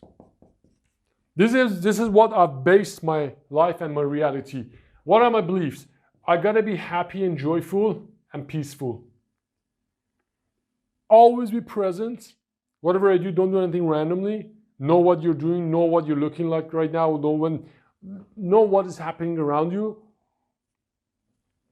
Give your full focus in what you do and master the skills that you need to get what you want. Everybody, when I wanted to leave Australia, everybody was like, dude, are you fucking crazy? You're gonna leave Australia for what? I don't know, I want to go see what's there. I read Alchemist, I saw, yes, man, I had some money. I said, okay, let me go check it out. When I left, they say, yeah, okay, see you in 2 weeks. 2 weeks, I didn't go back. 2 weeks later, I said, dude, what's happening? You're coming back? No. A month later, dude, it's okay if you're gay, you can tell me. No problem. I didn't come back. 6 months later, they thought there's something seriously wrong with me. After 1 year, how did you do it, man? How did you leave? Do you know where you're going to live, where you're going to stay, where you're going to take shower, where you're going to do? None of that. Because, and then now, I don't know how many years it's been, I don't want to go back. You know what? Because I see people, their belief is fear. Their belief is, oh my God, uncertain. They don't want to see uncertainty. So what do? I want to be certain. I want to know where I wake up. I want to know what I eat. I want to know what I do. And when in your core belief you have certainty, you have that craving for certainty, you can't do things. So what happens? Your life becomes the same as yesterday, the day before, Groundhog Day, it's the day before that. And that's why you wake up, you're like, oh fuck man, I don't want to get out of the bed. Because you know subconsciously how your day is going to be. So when I busted this belief that I don't need to be certain about my day, I don't need to be certain about what's going to happen, you know what happened? I left, I found a better job online, I made programs, I met better people, a lot of doors opened because the fear, this emotion of fear, this belief, you know, here, I just put this one next to it too. Thought, emotion, action, belief. You can look at, they both work the same, that way or that way. When you believe, when you base everything on fear and you're scared, you have scary thoughts, I can't do that thing. If I do that, that is going to be bad. Then you have this negative emotion, then you don't have motivation to do things. Then what happens? You get stuck in a place. You get stuck in this place which you're driving towards is fear. But when you realize, man, I shouldn't be scared. What if I'm wrong about that? What if everybody's wrong about marriage? What if we shouldn't marry? Then you don't marry. What if it's a better idea to travel? Maybe it is better to travel. You look here, like I put it here. You need courage if you want to do this. You can't be scared, man. You can't be perfectionist. You can't be scared. You can't think, you know, I want everything to be perfect. And, you know, I hope I can do this. You gotta say, I'm gonna fucking do this shit. I don't know what it is, but I'm gonna do it. And I don't need anybody. That's why a lot of guys, you know what they say? Man, you know, I work better in team. I work better as two. I can't do it on my own. But if you do this part, then I can do that part. Like fundamentally, like yes, sometimes you get VA and that's different. But in core of what you do, you're on your own, dude. You gotta make decisions on your own. You have people on the side, but you gotta have massive balls if you want to do anything like this. And belief, thoughts, emotion, action. So what's gonna happen now? Okay, Ben. Okay, well, where is your home? How the fuck do I know? Where has my home been for past few years? I don't know. I really don't know, and it's great. And what is scary is just knowing exactly what's coming your way. That's fucking scary because that's depression. I know how my life is gonna be and how it's gonna end. I know where I'm gonna stay, I know who I'm gonna meet, I know who I'm gonna marry, I know how many kids I'm gonna have. Dude, I don't have like the emotion of certainty. Certainty. That's another reason for depression. Certainty and uncertainty. Now, do you need them? Yeah, you need both of them. But there are many layers to this. Like how certain do you want to be about your life? What happens to excitement? These two, you need both of them, but the right dosage, right amount. My cousins, my mom says, before they were born, their parents knew that these kids are going to be doctors and what is going to say on their business card. What a fucked up life for these kids. They're depressed. They're two of them I know, they're like heavily depressed. They drink a lot. One of them has family, hates the family. Because their parents say, okay, hey dude, you're going to be born. This is the path of your life. You go from here to here to here, then it ends. Then you fucking die here. And start to end. We sometimes make jokes. I say, dude, like I met him in Australia. I went to see them. I say, dude, so tell me how is life? His daughter was there. He's 10, 15 years older than me, one of them. He said, look, I gotta tell you something. He's a really funny guy. He said, if you want to be successful in life, look at what I did and just do the opposites. He told you. Yeah. It's cool. It's a really funny thing to say, but he was serious. He was serious with his joke. He said, like, he's a good doctor. He has a lot of money. He has a wife. He has a daughter. Dude, what they tell you is not what you're going to get. if your parents, if people say, dude, get a fucking family, stay out of trouble, yeah, it's not gonna be safe, dude. There's no way out. You're gonna die 100%. Don't do the crazy shit. Don't do drugs. Don't drink. Don't fucking kill people. Get very good at your skills. Help as many people as you can. But don't seek certainty in anything, man. Don't seek, okay, this girl is the girl, the final call. It's gonna rock my world and gonna be the one next to me for the rest of our life. Yeah, people change, dude. Are you the guy as 5 years ago? No. In 5 years, are you going to be the same guy as today? Definitely no. So don't be too attached to your ideas, your opinions about yourself and world. All of these things, like when I say belief, when I say keep fear out of your belief system, be careful about emotional fear, that's really something, man. Like if you think about it, fear does put people in hospital. Fear kills people. I see people, because fear gives you thoughts, bad thoughts. And that belief gives you bad, and what if you have thoughts that are wrong? Then you live a wrong life. And if you live a wrong life, you lose the game. You lose the game. It's just because of fear. So be aware of these things. Be aware. That's why, man, like I have close friends that I really love them, but I don't hang out with them because if I go there, they have cocaine. I don't want to be around that stuff. Because that's their belief. This is good. They love me, so they think they should give me cocaine and drugs. And if every time I say no, they get hurt. They're like, what is wrong with him? Maybe he doesn't love me. Because I don't understand the relationship between a person and cocaine. I talked to Robert Kendall, who's a kinesiologist in Australia. He was working with addiction. He said the love that people get from cocaine it's really pure. It fucks them up, kills them, but it's the closest thing you can get. It's lack of love. You say something like it's a special relationship between a guy and a cocaine, like the cigarette. But when I say no to these people, man, they really get hurt, and they think like, okay, there's a gap between us now. They don't say it, but they really get, and you know, addicts, they don't know they're addicts. And I don't want to be around them because they're important people to me. And I don't know how to convince somebody to stop doing cocaine because you can't tell somebody, hey, don't do it, it's just going to kill you. So it's a wrong belief. The guy says, Ben, I just saw this documentary of Led Zeppelin. The guy is like 180 years old. He still does drugs, he still hasn't died. So drug has nothing to do with health. That's a destructive belief you should look at. A belief about approaching women. I fucking like to approach, because last time I approached a girl, she ended up being my girlfriend for 3 years. That's the belief you want to have every time you see a girl. That's why frame of reference is important.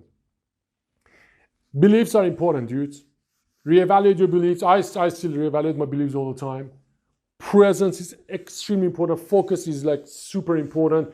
Then work on high-level skills like conversation, like texting, like approaching, like body language, and basic things like that. I'm losing my voice. I want to record more, but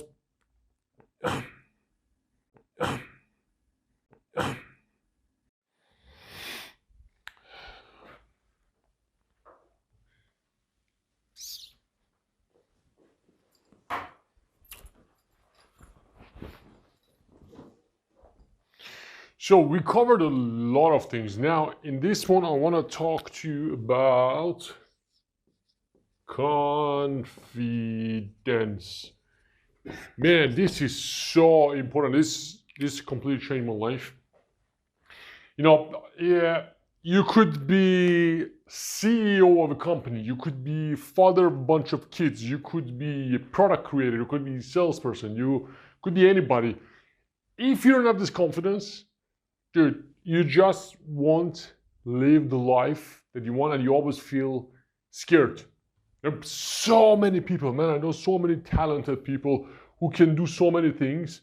They just don't have the confidence, and they don't get it. And you know, one of the problems of the world that we have is no one ever tells you how good you can be in something. No one ever tells you what your potentials are.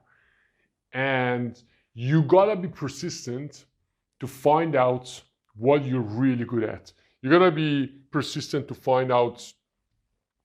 Like Albert Einstein had this thing.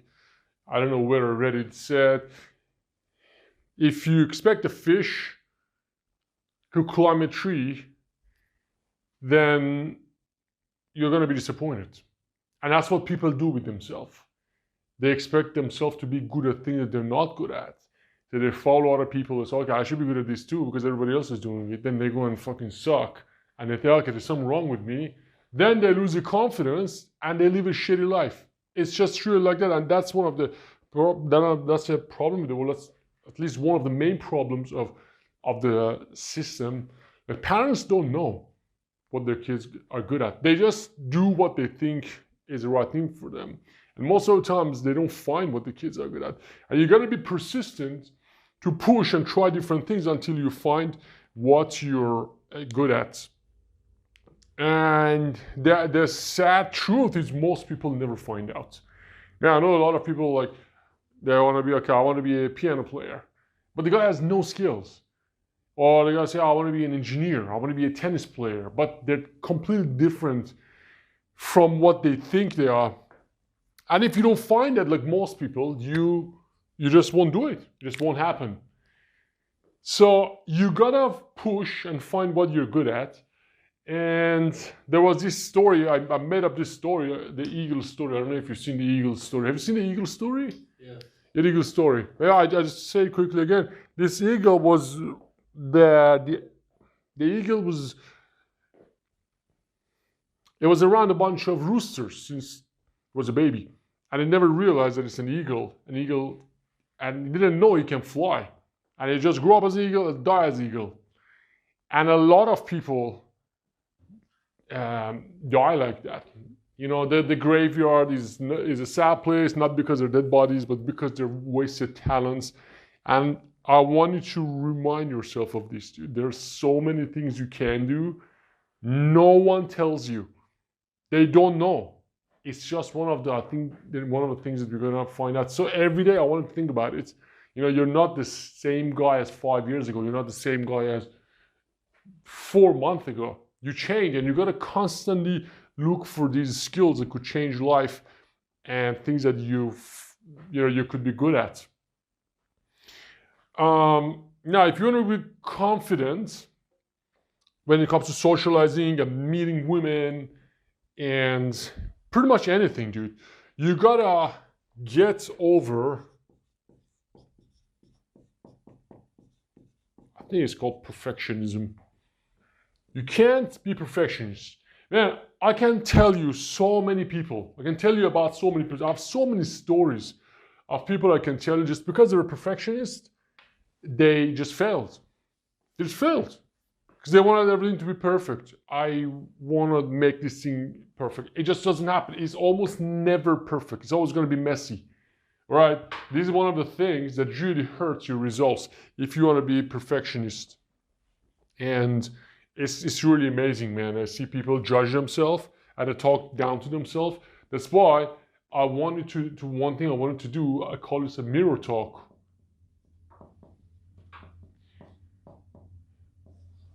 Mirror talk. Have a chat to yourself. You know, go in front of a mirror and tell yourself how awesome you are, how amazing you are, great things that you're doing. Because, you know, think about it. How do you treat? This was the story Jordan Peterson was talking about. It said these grandparents, one of them, their grandchild died, and this guy was really beating himself like, I was a bad grandfather, and he was hurting himself so much. He said, I wasn't there for him, and you know, I could have protected, I could have saved him, but he didn't. And it was really extreme that he was taking drugs and medication. Then he said, hey, do you talk like this to your wife? Do you blame your wife as well, the grandma, for that? You know, and he said, no. He said, then why do you do it to yourself? You know, people don't do good to themselves. You know, I tell you, say, my mom, I've never talked about it. is an unbelievable, is an amazing woman. Like she has done so many amazing things in life. But I don't remember she ever encouraging me, said, dude, you're doing really good. And a few years ago, not long ago, she says something like this. Dude, I got goosebumps. It was the first time that I heard, wow, that's crazy. Like, because I want her approval. It's my mom, you know? And maybe if she told me more encouraging things when I was a kid, maybe I would have been so much better in many things. But there was another part of our family that they were all telling their kids, hey, you're great, you're great, you're great. Then my mom thought maybe it's not a good thing because their kids are getting spoiled. So because of that, they changed it. That's what I realized. Wow, what one time a few years ago she told me you're doing really good. I'm like, wow, really? Am I? Because but some relationships are important, and the most important relationship is you and yourself. How you talk to yourself. Because imagine you want to go on a date. You spoil the date. You want to go take your friend out. You spoil your friend. Do this to yourself. Every week, one day, man, spoil yourself. Like go to a fancy restaurant, have the best 5-course meal. You know, buy something cool for yourself. Just spoil yourself. Spoil yourself. It's a good relationship to build. The other thing, the most important thing, like I should have said it first, but the most important thing about confidence is, I write it here, awareness is one of the main elements of being confident. You gotta be aware. Now, what is awareness? Let's say you want to go, there's a very fancy boutique hotel. Most people don't go in. Or you gotta go walk in front of a crowd in a fancy bar, fancy lounge bar, and everybody who's dressed up and looks pretty, they're gonna look at you. Subconsciously, maybe you avoid. I know people who don't even order food because they don't want to be in the line. They don't want to be seen. They just say, okay, I'm just gonna go get it from vending machine. What I wanted to do, I wanted to think about it this way. Every time you feel like you don't want to be seen, you don't want to get space, you don't want to take space, you don't want people to notice you, I wanted to do the opposite. Go in the middle. Go to Versace Hotel, go there and just have coffee in the cafe and sit there, get your laptop, start working. Get them to do things for you. Hey, plug my laptop, please. Be nice, be polite, but do things that you talk yourself out of doing. Go to a busy place, make a scene. Hey, how's your day? Good to see you. Do these little things. Be aware that there's some pressure on you. There's this voice trying to bring you down. Reverse it. Be aware that other people are not as high as you think you are. Most people think, here, this is the level. Most people think they are here, me, others. And if you want to date hot women, this will change you so fucking much. Just reverse it, dude. Don't be rude to them, don't insult them, but in your mind, you are always here on top. This is me, that is others. I'm all the way up here. I'm gonna say, people are not as confident as you think they are. People are not as confident as they show. People are not as high status as they show. People who are mad, they lie. They lie about it. They lie about it. Man, I've dated models. I sleep with models. I see their life. I know what's happening in their life. Not only models, also guys. I have friends, guy friends. You look at their life from outside. Whoa, the guy has 120,000 followers on Instagram. She looks unbelievable. But when you get close to them, when you do things that are showing in conversation and you get close to them and you sleep with those girls, then you get into her life, you say, oh my gosh, she has a daughter she never talked about. She's still married, she never wanted to talk about it. Most people have a shitty life. Most people are not emotionally happy. When you go beyond psychological level, when you go on the basically when you go lower level and you you touch the belief level, you remember we talked about the belief. What I had to do here? Belief is here. Is a lowest level. Then here you have this skills. Then you have here presence. Here you have focus, whatever. Belief Same thing. Thought, emotion, action.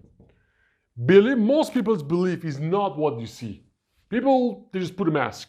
And if you feel uncomfortable, let's say you want to go to a bar, right? Or you want to go to a restaurant. Dude, the waiter, the waitress, everybody is there working for you. When you're sitting on a table having a dinner, having food, having tea or coffee on a date, when the waiters come, don't stop your fucking conversation. They work for you. I see people stop and they're like, hi. It's like they're serving those people. Be nice to them, but when they come, say, hey, give us 2 minutes, please. We're in the middle of something. Thank you. Keep talking, you know. Bring yourself higher than you think. And, you know, if you're hiding this, if you think, oh, man, I'm kind of insecure, I don't want people to know what I think, you're going to have to talk with yourself, dude. You're going to be, because your model of the world is not right. If you think you feel nervous, man, walk to the business. That's what I do, man. I go on stage. I don't care how many people there are.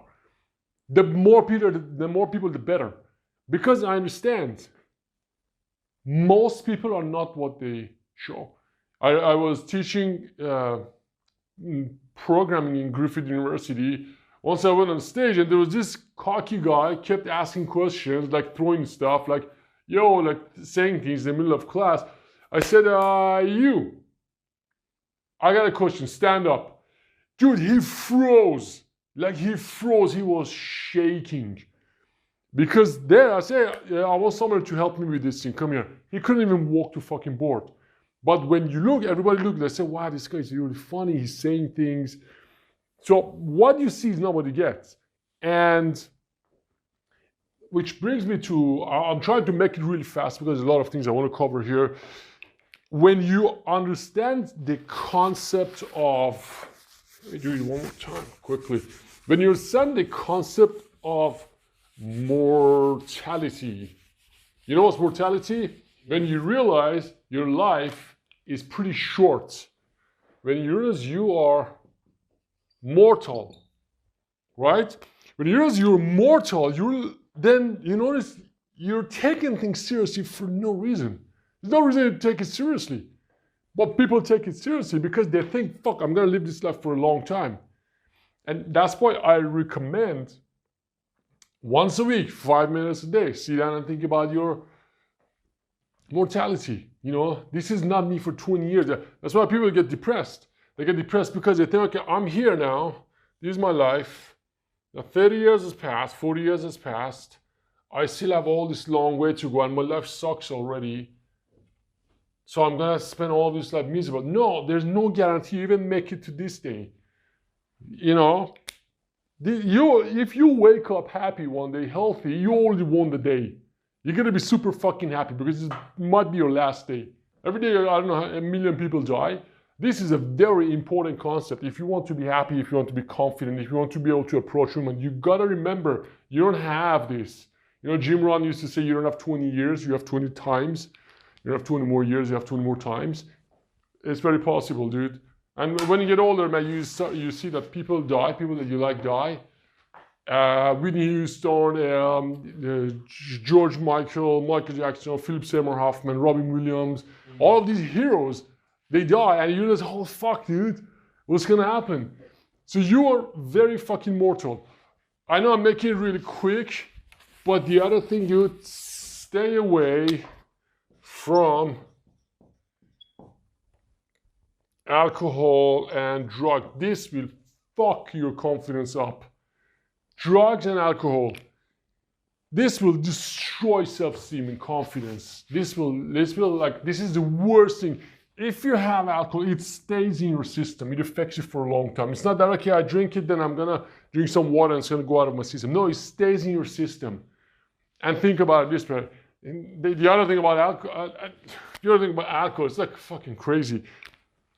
When I was 20, I used to get nervous when I got in a club. I was going to club, oh my God, I'm getting into the club, I'm going to get nervous. Dude, all of these people in the club, they're drinking alcohol. Why? Because they don't like how to think. They want to relax because they want to kill their intellect so they can be involved. So they have this block. And what is the point of getting nervous around people who drink alcohol? They want to kill their own intellect. They want to be comfortable. What you see is not what you get. If you see somebody just standing, walking like, hey, you know, I got it, they're very insecure because, man, the most powerful people that I've seen, they're really humble. The ones that have a lot of money and very successful and spiritual, they don't even talk about it. But the newcomers, like, hey, I just went to the gym, like triceps. They just walk they just walk differently. You know, the guy just walk differently. Like, hey, look at me, I'm different. The coolest people, real confident people, are fucking humble. If you see people in a bar, fancy bottle of champagne, or they're drinking prosecco, or they have these old-fashioned, what is it? They have their drinks. Man, they're drinking. Go on another level. Do people who drink to socialize, people who cannot do it soberly, people who are not happy soberly, people who need to do the drug. I know a lot of lawyers, man, they do drugs. They do cocaine because, you know, we don't want to talk about drugs, but these people, look, what's the point of getting nervous in front of these people? They drink to deal with themselves, to deal with the situation. And why you get nervous? Make sure you stay away from these, man, because the effect of drugs, marijuana, alcohol, it's just unbelievable, man. It's just, it fucks you up, man. It destroys your confidence. I have smoked weed, and sometimes I smoke weed. When I smoke weed, dude, I become so antisocial. I can't say hello. I really don't like it. I really don't like it. It's only good for sex, but for communication, I don't like it. The other thing, there's a lot of things to say. I don't know. Antidepressants. Some guys I work with, they're on antidepressants. Lexapro, Prozac, Xanax, all of that stuff. It fucks people up. It kills the motivation. And when I talk to doctors, I say, like, why do you put these people on this? They say because they have high level of anxiety, they may become suicidal, so we give them these pills to kill the motivation for suicide. At the same time, they turn them to vegetable. They don't do anything. So those drugs, they're not good because they kill the confidence. Another thing that is very important with confidence, courage. Dude, if you want to get the girls, if you want to succeed, you gotta have courage, or if you call it balls. You gotta dive in and do that thing. Every time you see a girl, you don't go in for any reason, you're suppressing some emotion. You have this desire to go and talk to that girl. You see her, but you don't do it. So what happens? You show that, I don't have courage. What are you telling her? Hey, I'm not interested, I'm probably gay, or I only have someone, which none of them are true. So your courage directly affects the confidence. If you have courage, you'll be more confident. Because when you have balls to approach, when you don't care about it being perfect, then you approach once, then your subconscious, your psyche says, I can do this. Your confidence goes up. But if you talk yourself out of doing things that are good for you, if you talk yourself out of making the approach, then you start to lose your confidence. Your self-esteem drops. That's why there are some people I work with. Man, this guy, he works in construction. He's not very intelligent. And he's not very creative. When he's not creative, he doesn't have much anxiety because his brain cannot future pace. So he's a very simple dude. Like he moves bricks. And he's just now, he's he's just now, he's here. He says, oh, what am I going to say? Go say this. Okay. Goes and talks to girls. But I got really intelligent guys. I say, go there, go talk to that girl. They start to analyze. Okay. And I said, dude, why the fuck are you still here? I can't do it. Why? Because they bring the future pace. What happens with the future pace? This is not something that you do logically, man. If you want to do something like this, you gotta do it in a very emotional level. What is the most powerful emotion? Whatever that drives you, whatever gives you the courage to move you forward. Sex is a good drive, is a good energy behind. But if you want to, that's why fear and courage are totally different. If you're scared, this totally kills the courage, and then it kills the confidence. Because if fear takes over, then look, you either have fear or you have courage to do it. One of them wins. If there's fear, courage can't do it. Yeah, the courage is not enough to do it. And what happens when you don't do it? Your confidence drops. And it's pretty critical to understand in situations like that, there's no point to future pace. You just gotta do it. First few times it's difficult, but when you get used to doing it and you're chill, then see, it can't go wrong. I wanted to do this exercise. Find the most expensive venues and just go in there. Go in there, hang out. Go to, I don't know if Versace here is expensive or if it's, what is the most expensive things. Whatever it is, you just go there.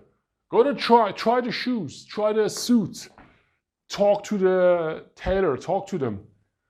Go there, make it like once, twice every week. Just go to these places, you know, push yourself to those places. Go fucking test drive a Bentley. You know, go test drive a fucking Ferrari. I don't care what you do. Just do things that you usually think, nah, I should not be doing this. Go, I don't know, try the Rolex, man. Go do this crazy stuff. One thing, I love what Tony Robbins talks about, the rocking chair. He says, imagine now you're 85, 90-year-old, you're sitting on your rocking chair, you're looking back at your life. What do you think about your life? Did you do it or were you waiting? What happened? If you look at your life, you see, okay, do you regret that you didn't do certain things? Or are you happy that you did those things? And it's gonna come to you, man. If you're that old, that age, all sitting there, say, oh man, I wish I'd approached more models. I wish I'd learned how to do it. I wish I'd traveled more. I wish I'd had a reverse gangbang. I don't know what the fuck, whatever you want to do. Because this is not a joke, dude. You're in that sentence. Life is gonna finish. And when life finishes, dude, then when you get old, can't do it, man. There's this, I travel a lot. Sometimes I see these brochures. There's a photo of couples, old couple. They're in a plane. They're both like this, like passed out, so tired. Just travel when you're young. And this is really true. That's why I'm so fucking much against kids, because when kids come, then you can't travel, you can't do all of these stuff. Because like you become really powerful when you're like 35, 40. That's where your confidence goes up, you have money, you have things to do. And if you're like tied down with kids, life gets very difficult. You know, then you have to, because you're a good person, you have to take care of them. Then you can't do this crazy stuff. There's so many crazy things to do. You don't have kids, man. Like, you can do so much. Hello. So many crazy stuff you can do. One more thing. This is really amazing, man. When you understand this, you are not the same dude. You are not the same guy as 4 months ago. Even 1 week ago. Even 1 week ago. Man, I see guys scared to go on stage and DJ. Why? You know, I don't think I can do it. Why? What happened? I talked there, I realized like 15 years ago he tried to do it and he unplugged the wrong headphone. Things have changed, man. Living in fear, thinking that you're the same guy that you used to be when you were a kid, it's not gonna work. You know, we do this automatically because that's the default. The brain wants to protect us from making mistakes or from getting into bad situations. But you gotta every day remind yourself of this. You gotta watch these videos every fucking day, make a summary, cut them, whatever you want to do. Remind yourself, you can do things right now that you could not do last week. That's why learning is important. That's why reading is important. That's why executing is important. And I always talk about this. There was a day I was really miserable, going through the breakup. I was lonely, and I just went out. I wanted to meet a girl, and I was looking, didn't happen. One day I was super sad. I just ran into this girl.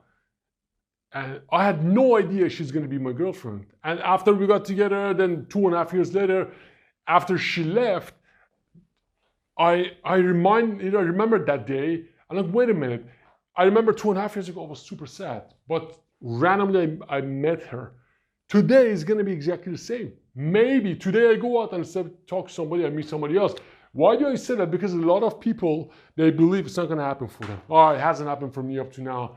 It has something special has to happen until I meet that girl. Not really, dude. Right now, you step out of here, so many crazy shit could happen.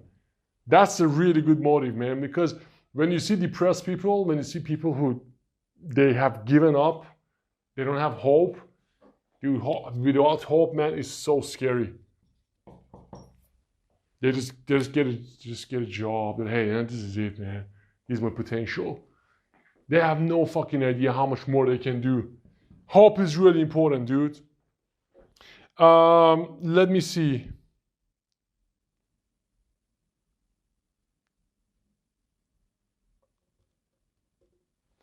How much time do we have?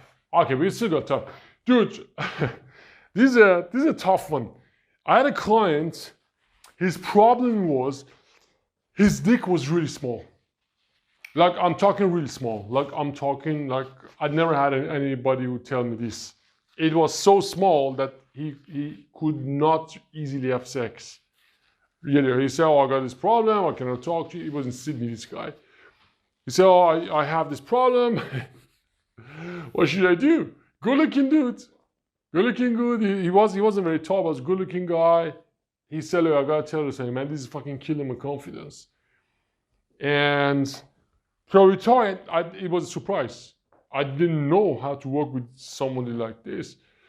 And I started to talk to him. I said, dude, I had to think and come up with a solution. I had to do research. What do we tell somebody like this? Because he probably can't even have sex. So what can we do?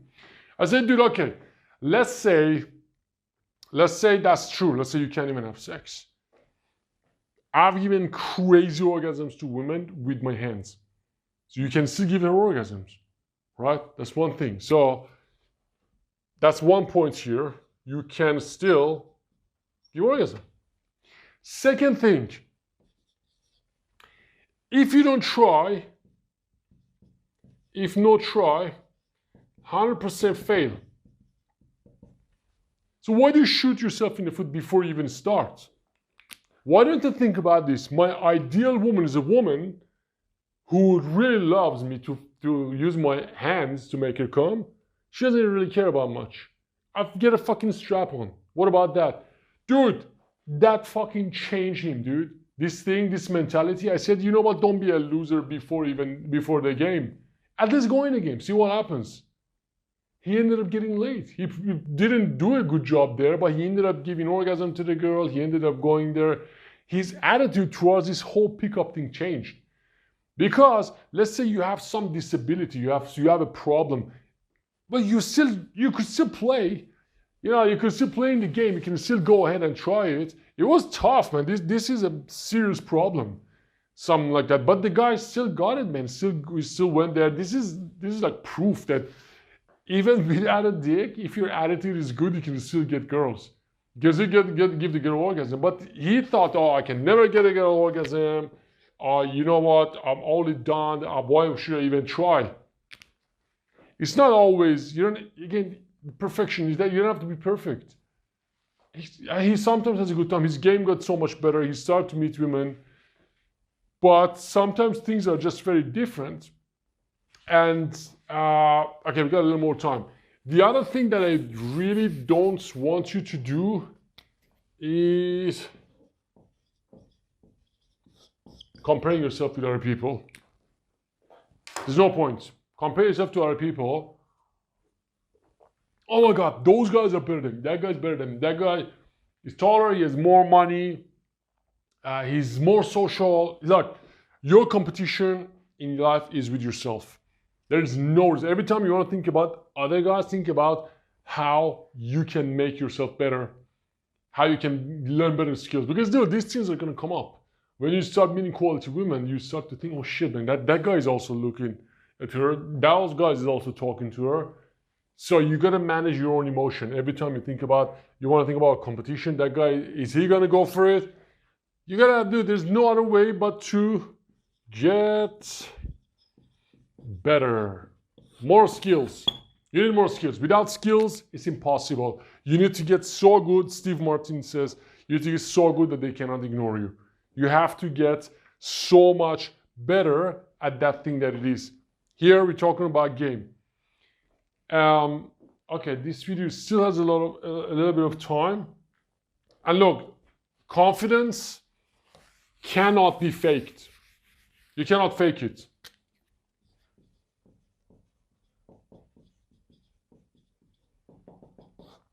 The truth comes out. You cannot fake it. None of this stuff. When I say have awareness of the situation, what do I mean? Like, I want to very quickly talk to you about awareness. What is awareness? Tell me. Like, what do you think? Awareness is about how you view yourself, about knowing others and the environment to be reflective of the situation you're in. At any given second, you know that you're here. You're very much aware of your thoughts. I'm thinking about these things. You have your breathing. You know it. You know how you come off. You know how people look at you. You're aware of surrounding. You're aware of other people. Like right now, you're standing. Feel your feet. Feel your ass on the chair. Hear my voice. See me in your side. You can see other sides. You can hear maybe the music or the church from outside. You feel the temperature. Okay, you have thoughts about, okay, what I'm going to have for dinner later. What did I have before? What's going to happen tomorrow? Fully aware. There are many exercises for focus. Awareness is absolutely important for everything you want to do. And when you are talking to people, if you want to come off confident, there's only one way to be confident. You can't fake it. How can you be confident? Be aware of the situation. What else? There's awareness of about yourself that we just talked about, your emotions, your thoughts, and your body. And there's surrounding awareness. People, individual, the venue, whatever. Music, sound, anything, temperature, all that stuff. So you're constantly aware about what is happening around you and about what people are experiencing around you. The other thing that you want to be aware of when you see surrounding people awareness, you be aware that, hey, not everybody is that confident. Insecurities. You be aware of their insecurities. You be aware that people, when you're interacting with them, there's a very good chance they're putting a mask. Go try it. You start to talk to somebody in a cafe. Hey, how's your day? Well, she says or he says, good. How about you? You say, it's been a different day. I don't know. I'm having some problems today. Actually, my bank card may not work. If it doesn't work, are you going to pay for me? Then see what happens to them. Then you realize, whoa, their system doesn't know how to think. And they're like, what? What's going on? What? Or they instantly go in the rejection mode. Be aware that people are asleep. Walking zombies, man. You go on the street, you see most people, they don't even talk. They're like, well, just walking like this. If you want to do it, I'm telling you, this one is so important, man. If you're aware of the situation and people and yourself, your confidence can just go up, dude. There are only very few things you can do to make your look and your body and all that stuff come off more confident. For example, when you speak to them, you look at them, you smile, be aware of the tone of your voice, gesture, all of that stuff. But you gotta know. You gotta be aware. You gotta know. You gotta know, I'm feeling this because of that. That's why I say don't smoke weed. Go out. That's why I say don't drink, because that stuff, what does it tell you, man? If you smoke weed, you go out, you're kind of killing your brain, man. And you go there and you cannot be present. You cannot socialize properly. This is absolutely important. That's what I like about this. You cannot fake it. You cannot fake it. And if you see someone who's really confident, they're genuinely cool people. They're nice, they're cool people, they're friendly. The other thing, now let's talk a little about more surface level skills. Surface level. You remember we talked about commanding attention. Yes. Gotta command attention. Dude, walk to fucking Versace, walk to Gucci, walk to Louis Vuitton, whatever. Just own the place. Own the place, dude. Command it, command the attention.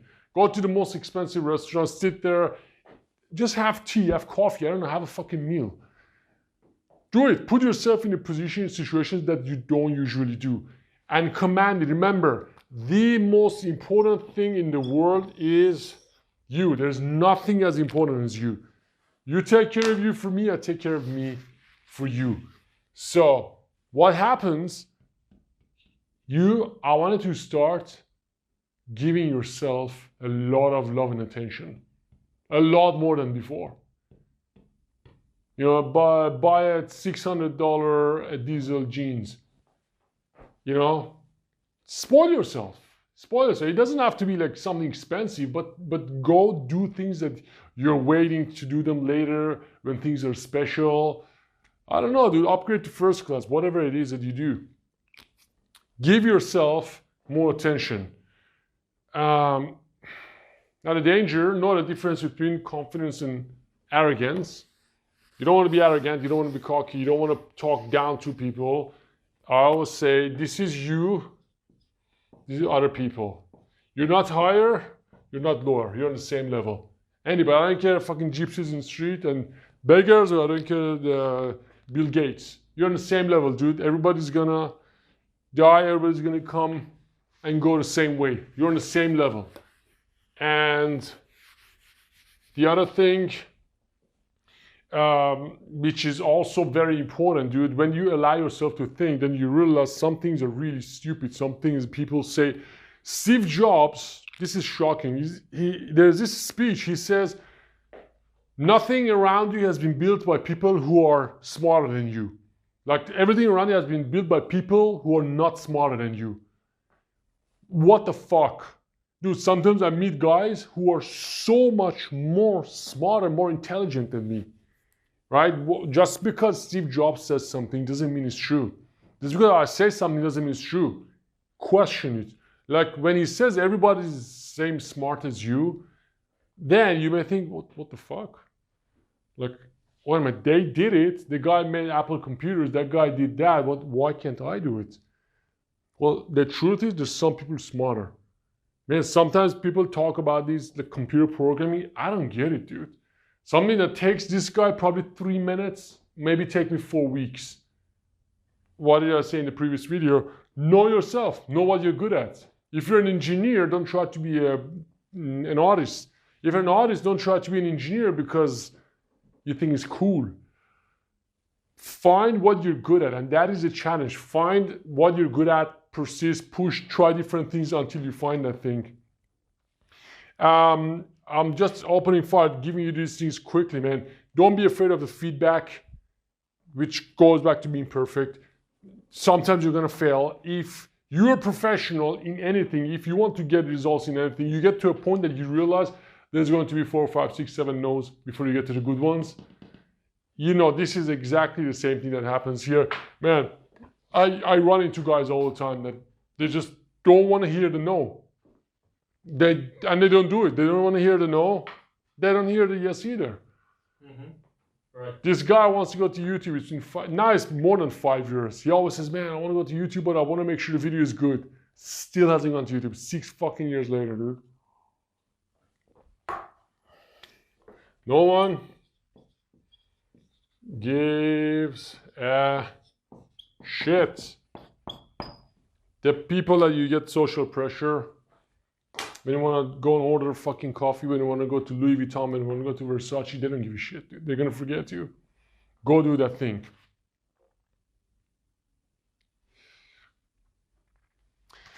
Conflict.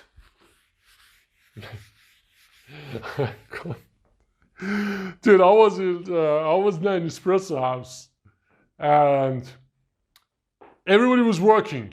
I was sitting there, I was working, and there were these 2 fucking annoying girls. They're like 14-year-old. They were laughing so loud, annoyingly. Like I don't conflict with people. You know, I never argue or never fight. I say, okay, it's good. For like more than 1 hour, they were just laughing like really annoyingly. They were watching some bullshit thing on the computer, and my camera was plugged in, my computer was plugged in, phone was plugged in. It was very hard to unplug everything and go, and it's super cold. I gotta walk to another place. So I come back and I say, guys, can you please keep it down? I'm trying to work here. Then this guy, really shorter, fat, said, don't tell them what to do.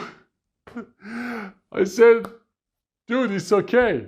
Like, it's okay. He said, I'm a woman. It was one of these fucking feminist women, like trying to protect them.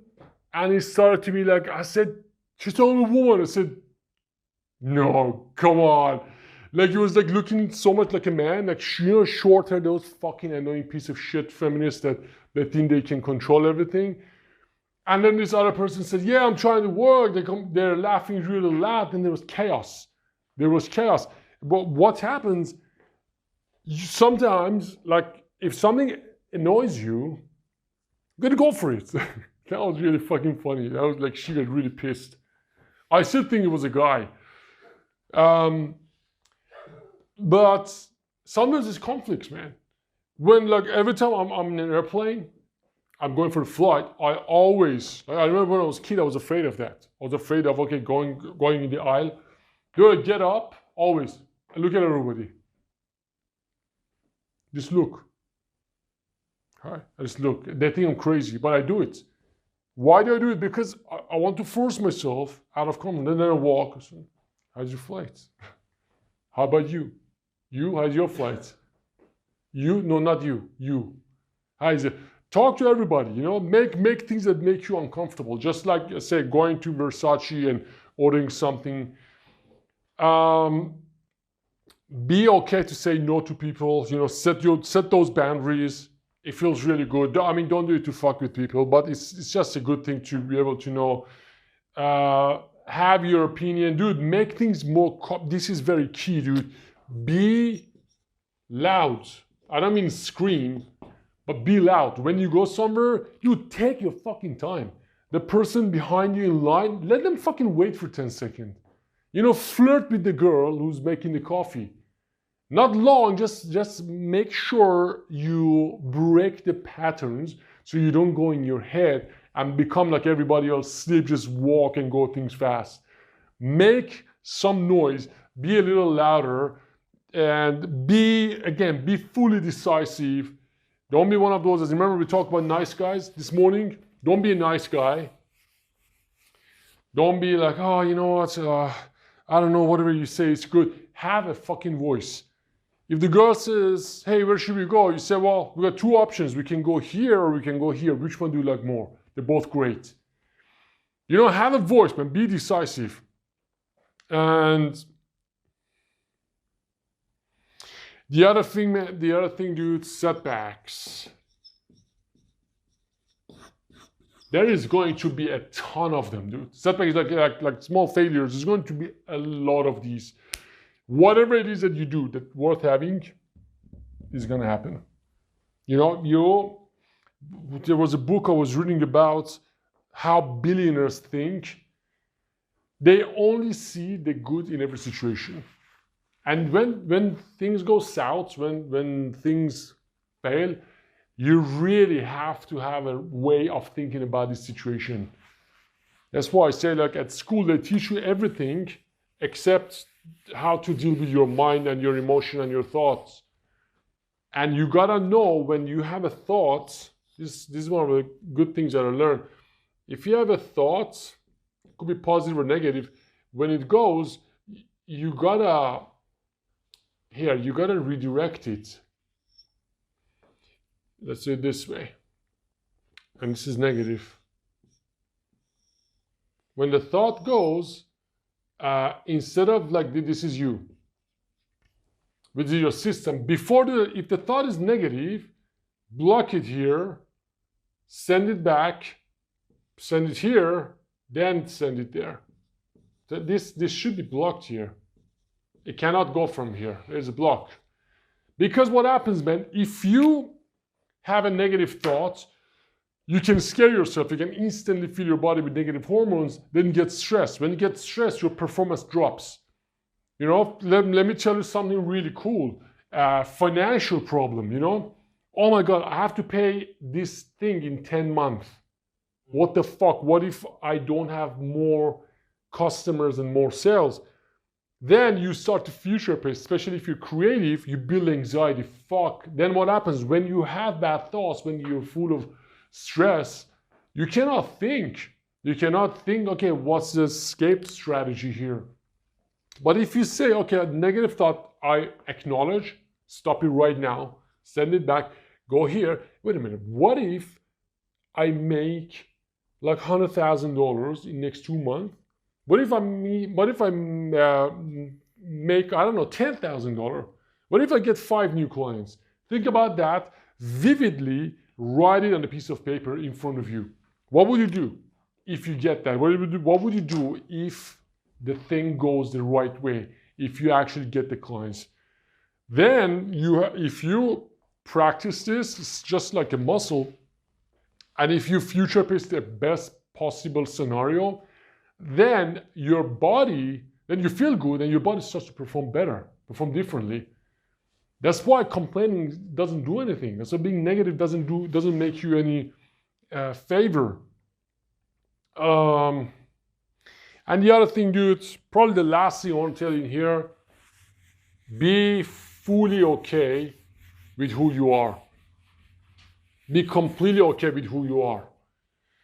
You know, yeah, okay, try to look your best, try to dress great, but always be super okay with who you are, man. Like, I say it because when I was a kid, I had a lot of problems, man. I remember I was 17, I wanted to do a quick speech about the moon. Yeah, there were like 6 kids there listening. Dude, I peed my pants, dude. I froze. I couldn't even say a word. Because, you know why? Because I thought, I don't even know what I was thinking. I was thinking, okay, I'm not attractive. My English is not good. They probably don't like me. I always get bad marks. I was really slow at school. I always get bad marks, so I'm probably not good. Now I'm standing in front of everybody. What if they look at me? What if they don't like me? What if I fuck this up and they don't be my friend, then they leave, I'm gonna stay alone. That was the whole thought process. And as a result, stress goes up, Peter Pants. Now that everything changed, now I wanna be in the bigger stage with more and more fucking 50,000 people. What changed? The way. I'm really okay with this. I worked it, I built charisma, I learned how to talk, I learned how to move, I learned all of that stuff and built something. The problem is people think, okay, you're either charismatic or not, you're either confident or not, which is not true. All of these skills that we're learning, they have something in common. They're learnable. There's confidence that we talked about now. There's conversation, confidence, converse. Then there's charisma. And there's attraction. And there's the good old game, which is a combination of everything. So develop these. It doesn't take long. If you have all of the handbooks in front of you, you have all of the programs there. When you go through them, man, just message me. I'll send you more stuff. But everything that you want is learnable skill. Confidence included.